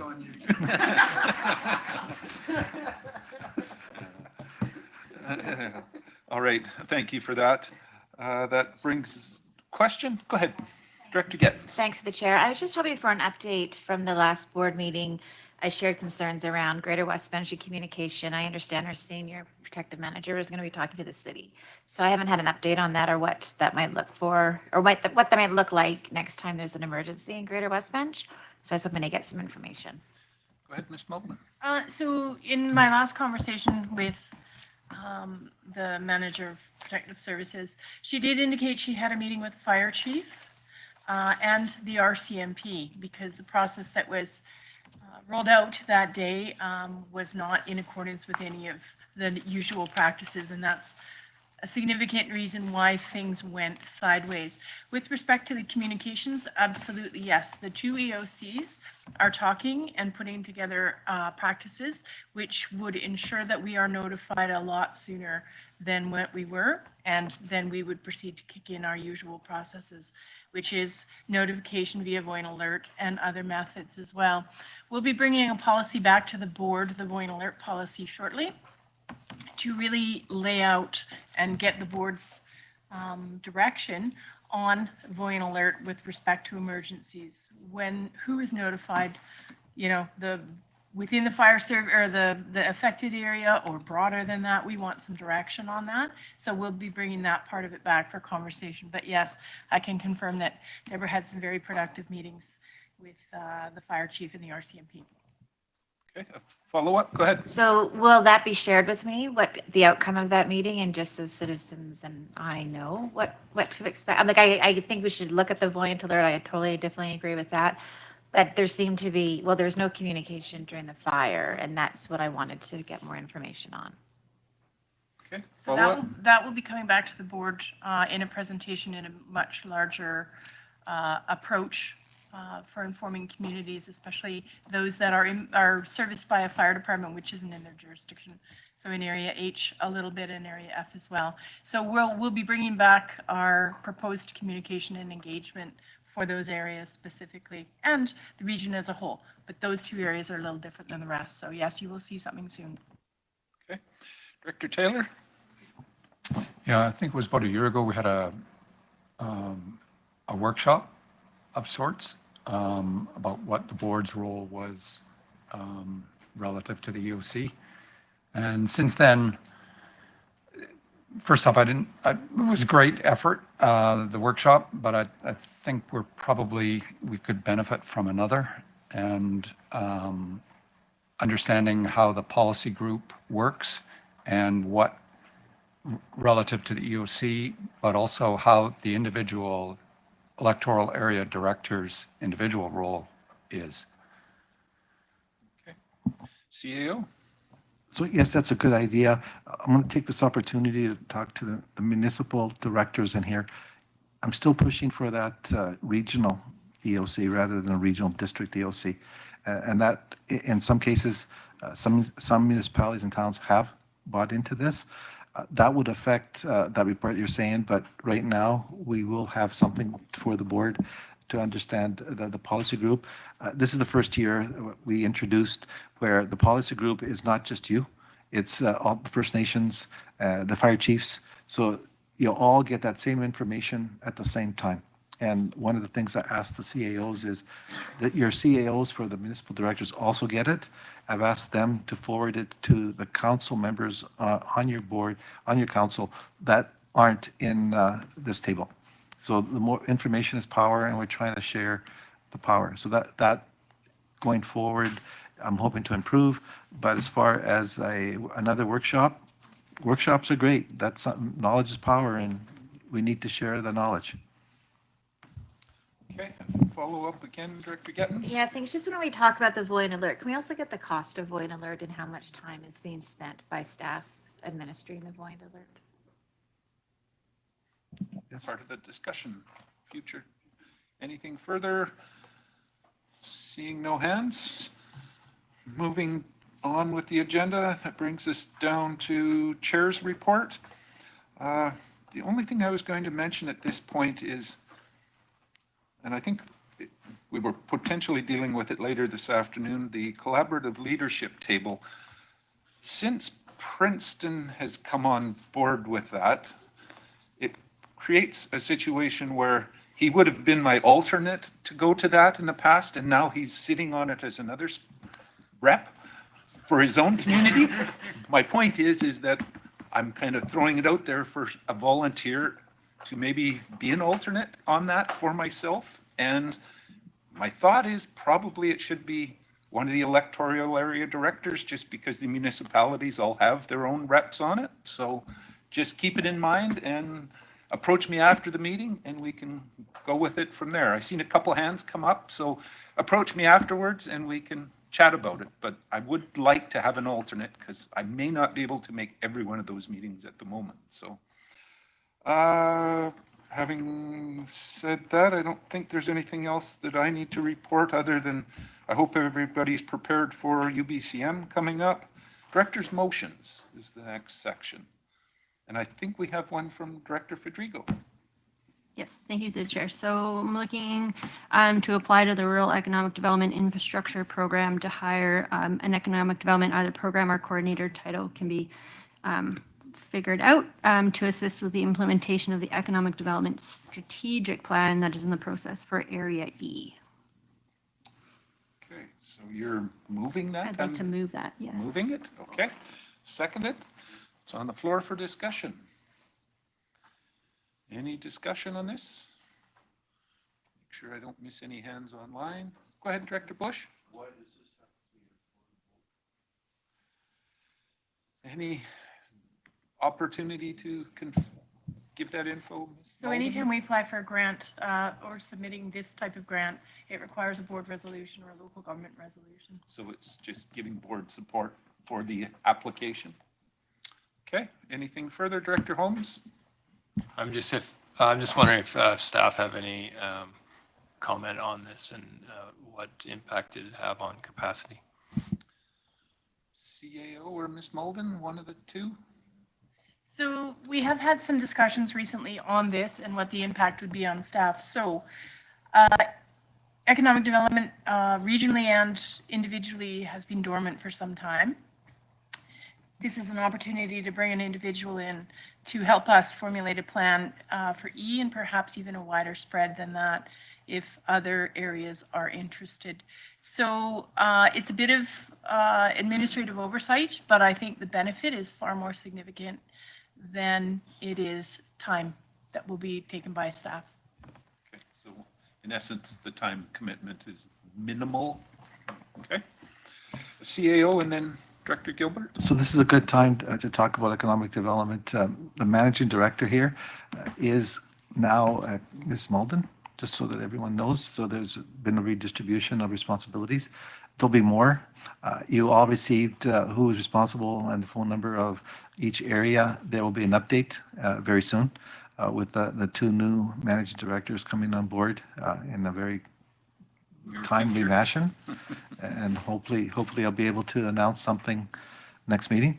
But in this case here, that's something that we can change immediately, and I have full confidence in Ms. Malden and her abilities to take over this service. Essentially, it's been orphaned for quite a long time, and I recognize that, and it's a very important service that we need to do. So that's just something that just happened recently.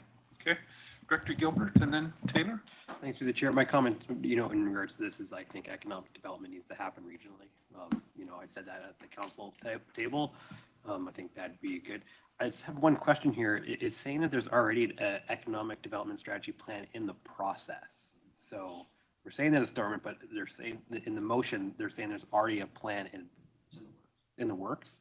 It's just I'm not sure what they're referring to, but we'll go to Director Federico. Thank you Maybe for the she can chair. clarify. Yes, so late last year, Area E was a recipient of an ETSI BC grant specific for Area E. And so right now that funding has what's been in dedicated to an ECDEV plan for Area E. And that's why it's specific there. Okay. Director Taylor, and then Bloomfield. Yeah, hesitant in Area D to take on anything more than we've already got going on, but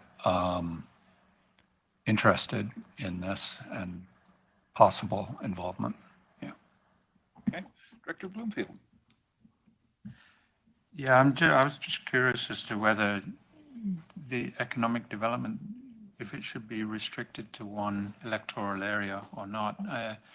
I echo Director Gilbert on economic development should be a regional strategy, and that's why actually the city of Penticton doesn't have an economic development officer right now, because we were looking at maybe incorporating into and having a regional economic development office rather than specific for each area, each municipality.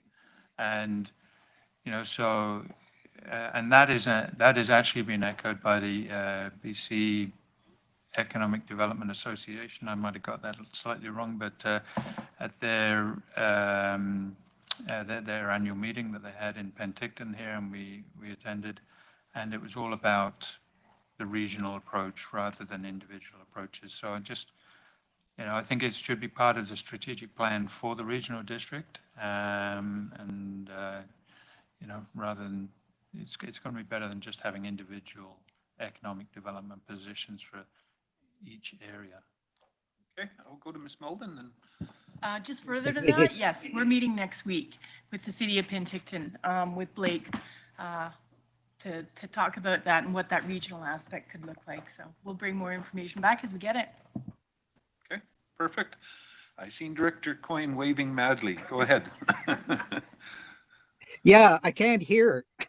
Oh. The directors in particular, the two directors that just spoke from Penticton, they need to talk closer to their mic. You can't hear them out here. Okay, we'll make a point of it. Thank you for bringing it to our attention. Director Federico, and then I think that's it for hands. Yes, thank you to the chair. So last year at budget and strategic planning, economic development was brought up and lengthily talked about, and there was zero interest in participating. So if this really is truly where we're going to go, we do need to look at this. We have a regional economic service that nobody wants to put extra funding into aside from for the film commission. So we really need to look at that regional service that's already available. This grant for funding for 100% for a position is for areas that have a population of under 250 or 2,500 people. So that's why right now it's area specific. But there is room in here for this position to put regional things together, like our business licenses, maybe looking at short-term rentals. This position will be able to look at some other things for now. We don't have 80% to contribute to funding for populations over 25,000.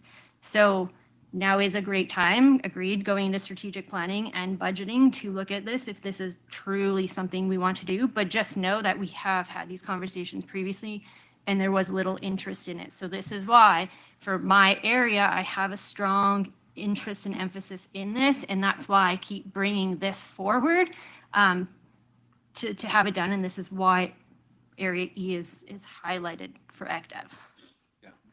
So far, your area has been kind of carrying the ball on this one, but go ahead, Director Coyne. For her area, it is. For her area, but the Smil Community's been doing this for a long time with the SVPS, and we've been discussing this, and we have our own service bylaw for the electoral areas and whatnot, and this has already been discussed, if there's a way for us to piggyback on this application down there.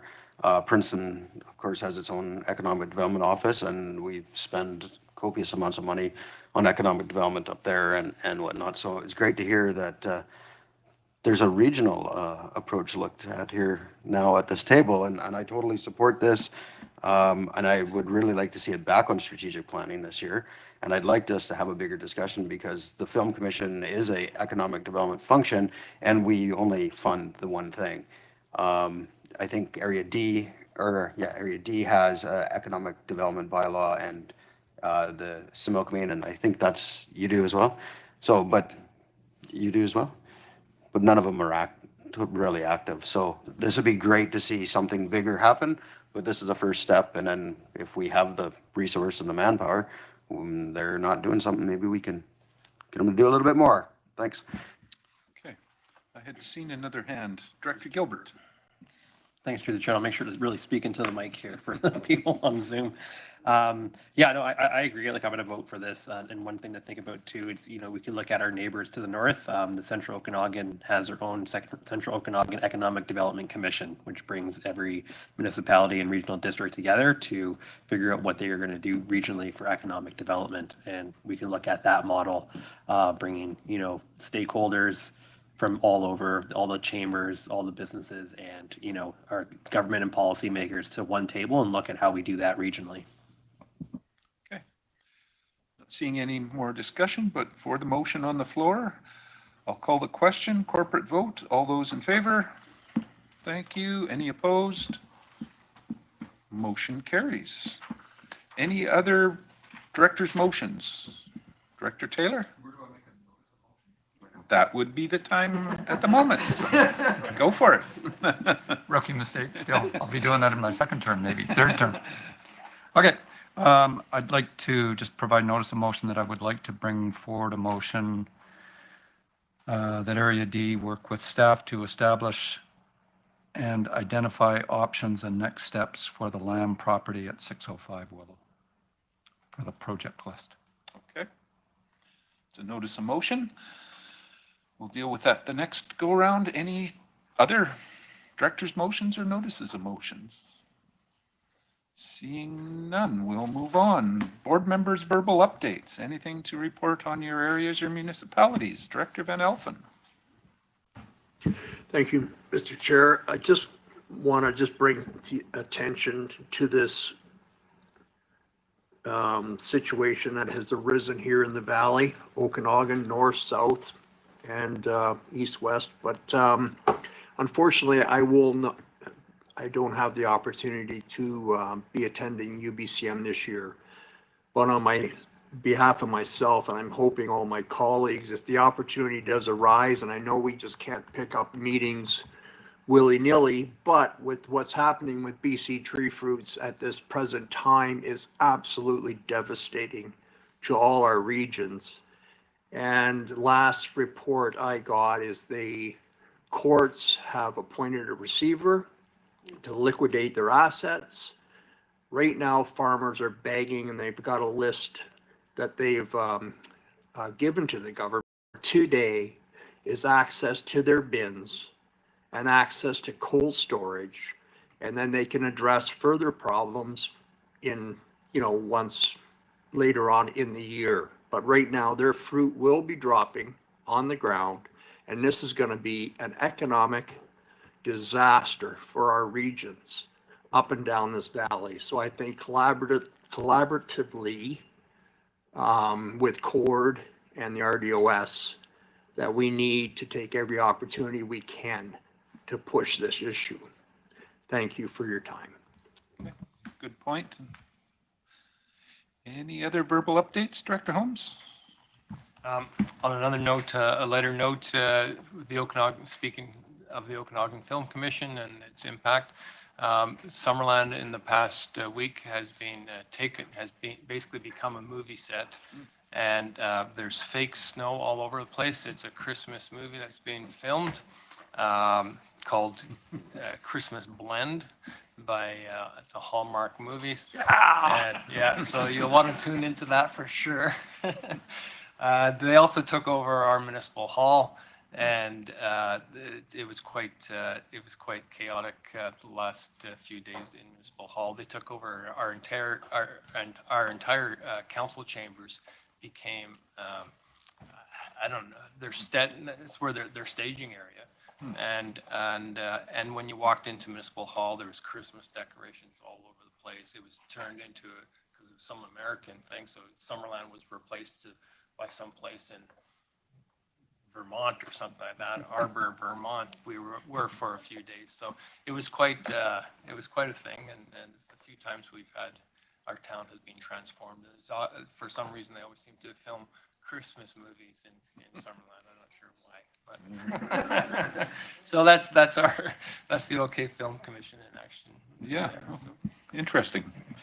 Director McCordoff. And then Thank you. That reminded me that while I was down in California visiting my grandchildren, there was a movie being shot in Esuias as well, and they took over the entire Sun Bowl arena and the parking lot outside. And we heard that The Rock was there, and unfortunately he wasn't, but there were several others that were there, and I think it was a great success, and they used some local people to fill in at various places. So I think these are looking great for the Okanagan, so I fully support them. Thanks. All right, Director Coyne. Yeah, this is our last board meeting before the election, so I just want to say thank you to the 2 MLAs that have served in our region and thank them for their service. And I know one won't be returning for sure, and the other one is running for election. So, best of luck in their future endeavors, and thanks for always kind of trying to have our backs. Yeah, good point. Any other verbal updates from anybody? Seeing none, going to board representations. Municipal Finance Authority and Municipal Insurance Association will be at UBCM, so there'll be something coming back from that. Okanagan Basin Water Board. Anything there, Director Holmes? So there was a meeting on August 6th. That was our last board meeting. There's been a lot of talk in respect to the invasive mussels about BC and Alberta and potentially Saskatchewan all working together to create a Western Canada mussel-free zone. So that would enable, for example, to restrict watercraft from outside those provinces, but create this Western Canada zone where watercraft could go back and forth. And that's the idea there. It's a way to protect our ecosystems and at the same time support tourism. So that's kind of the emphasis now. Letters have been written to both ministers in Alberta and BC to get this going. There seems to be interest at the provincial political level. So that's kind of a direction that seems to be moving. And that'd be great if that happened. The new milfoil harvester has arrived, and it's out on our lakes. And after much board discussion, a name was given to this harvester. And the new name is Hippo. So I can't remember how we got to that, and I probably voted against, but there you go. The hippos at work, eh? Okay. I'll also add 2 days after the board meeting on August 8th, there was an information session on the 1 hectare policy, which was fairly well attended. I'm not sure if anybody here attended that, but that was kind of answered a lot of questions, and that was really good to have. And tomorrow is the AGM, the OBW's AGM, and if anybody wants to attend, we're starting at 8:30 in the morning in Kelowna. The keynote speaker will be someone named Zane Marshall. He's the Director of Water Resources for the Southern Nevada Water Authority, and he's going to speak about lessons learned about dealing with water drought and water scarcity on the Colorado River, which the Colorado River is known as the world's most controlled and litigated river system in the world. So that should be an interesting talk, and that's tomorrow. If anyone's interested, just let me know, and I can send you a link to register. Okay, thanks for the update on that. Film Commission, Director Coyne, anything there? We haven't had any meetings, but Director Holmes gave a great report, so thanks. It's active, as we've heard. Regional Library, anything there, Director Monteith just left, so anything that you're aware of, Director Federico, for that? We have a meeting next week. Okay, so that'll be coming in the future. Sterile insect release? Nothing. Simia, anything, Director Canodal? Nothing? No. Starling Control, Director Bush? Nothing there. Economic Trust of Southern Interior, anything there, Director Johansson or McCordoff? Thank you.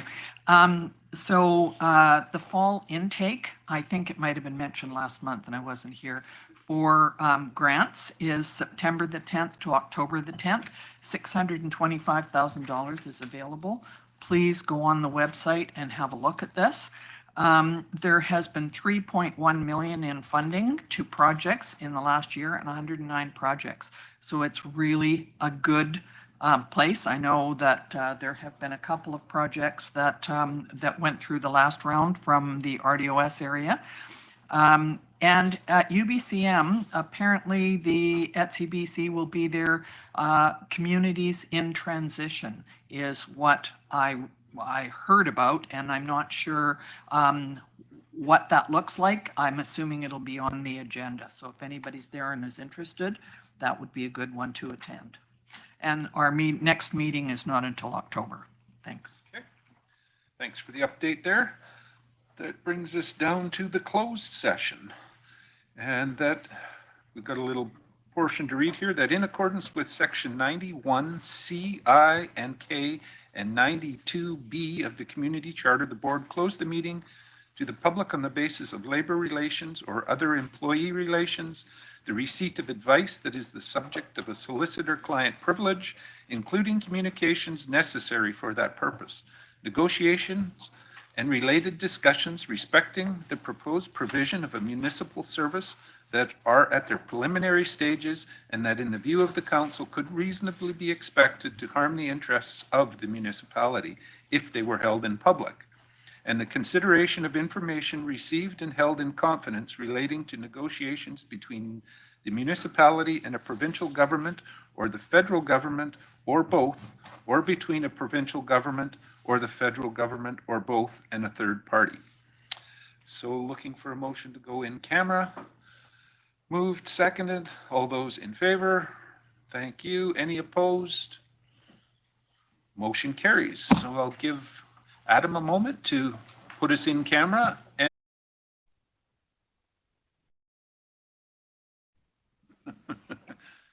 thumbs up. Okay. So the next section is the rise and report, and I'm going to go to Ms. Mulden on what we are rising and reporting on. Thanks, Chair.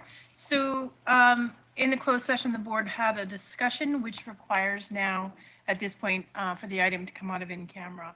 And so a resolution that was discussed, moved and seconded and requires endorsement and acknowledgement in an open meeting is that the Board of Directors direct the Chief Administrative Officer and the Chair to execute a purchase agreement, 2 purchase agreements for the Vintage Views sewer system and the Lakeshore Waterworks system, and authorize continuation with the next phase of the utility acquisition process.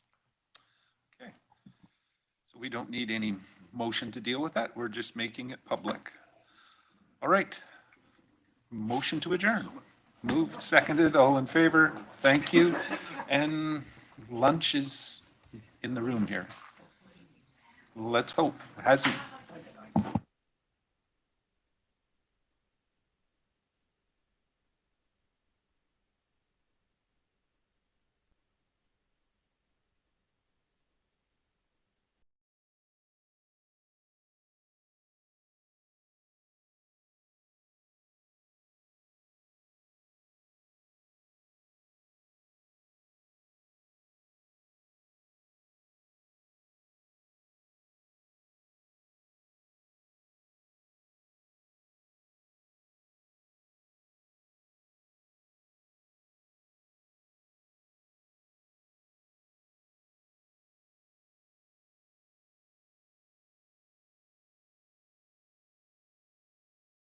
Thank you, Adam.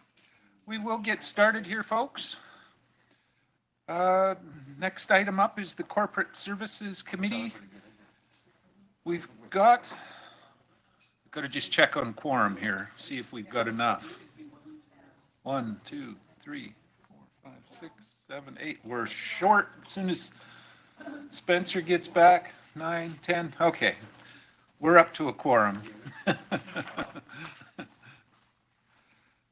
We've got before us a proposed agenda. Looking for a motion to approve the agenda. Moved, seconded. Thank you. All in favor? Great. Any opposed? Motion carries. First item up is board catering, and I'm going to go to the CAO on that. Thank you. So this report is to determine whether the board of directors wishes to return to catering meeting days. And staff recommendation is that the board of directors approve reinstating catering lunches for the days that the board meetings are scheduled to extend past the lunch hour with a cost not to exceed the board's per diem. So this is something that we tried as an experiment. We're bringing it back to see what the board feels, if it was successful or not. Obviously, we're recommending that we reinstate it based on some of the comments that we've heard. Staff is here to answer any questions that you may have. Okay, so direction from the group on this? Someone prepared to move it, or? Go ahead, Director Holmes. Just a question for clarification. So back in May, the administration recommendation was to not have catering because of the challenge of finding catering options that meted everybody's requirements. But now the recommendation is for us to reinstate it. So what about that May recommendation where there was concerns about whether the catering options could be met or not? So what's happened over the summer? Ms. Molden? So what we found is that for catering companies, to be able to cater at lunchtime, they're few and far between.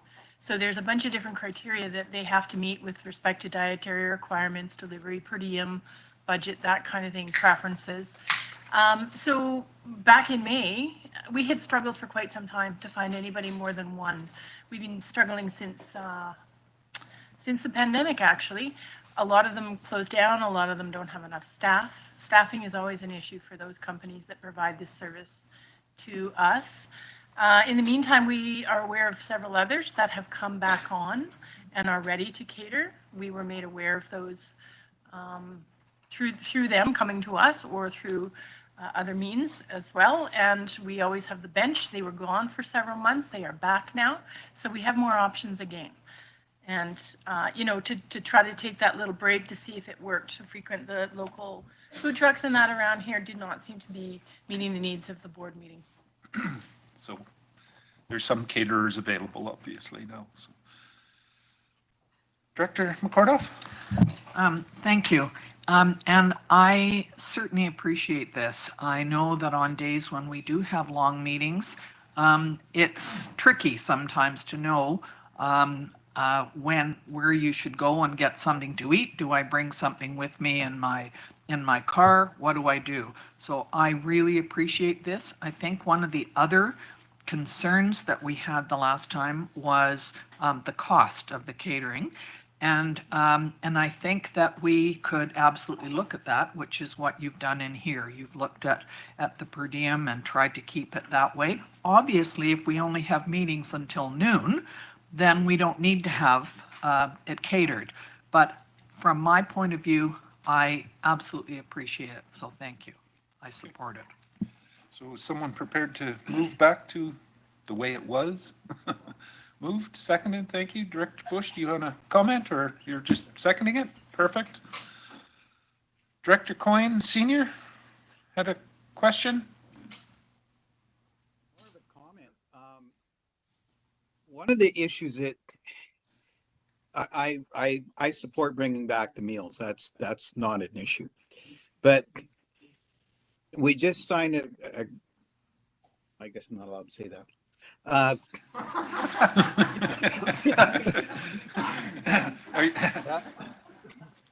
Go ahead. We need to make sure we have some breaks in our meetings. We know, we just 3 hours without a break is a long time, and when you get up to go do other things, you miss things in the meeting because there's no breaks. Like we used to always have a break at least every hour or so, and we've been plowing through things. And Noted. sometimes you can't make it that far, you know? We'll keep it in mind for sure. That's a good point. Director Holmes, and then call the question here. I agree with Director Coyne. Can't we build the breaks into our agenda? We can, more than, for sure. Director Gilbert? Thanks through the chair. I don't know if you want to get so prescriptive with that. I think, you know, the chair can make that decision and talk with us. At our meetings, we usually have an hour and a half is the time that we're going to have a 10-minute break. And the one thing I just want to point out with that too is just a reminder that these are our meetings, right? There are deliberations, and I know sometimes we want to make, you know, be respectful of delegations that come in, but for us to make proper decisions, we need to take those breaks, and those delegations can wait. These are our meetings here to deliberate our stuff. So, you know, be empowered to be like, we need to take a break at a certain point. So. Okay, absolutely. Director Gettins, and then. Yeah, just really quickly, and I'm in agreement with this as well. I also really like the 9 a.m. for a board meeting start. And we've tried that a few times. I liked it this morning. I like that we're all here, we're fresh, and we get to make good decisions. And just thinking about the breaks and the agenda and moving things around.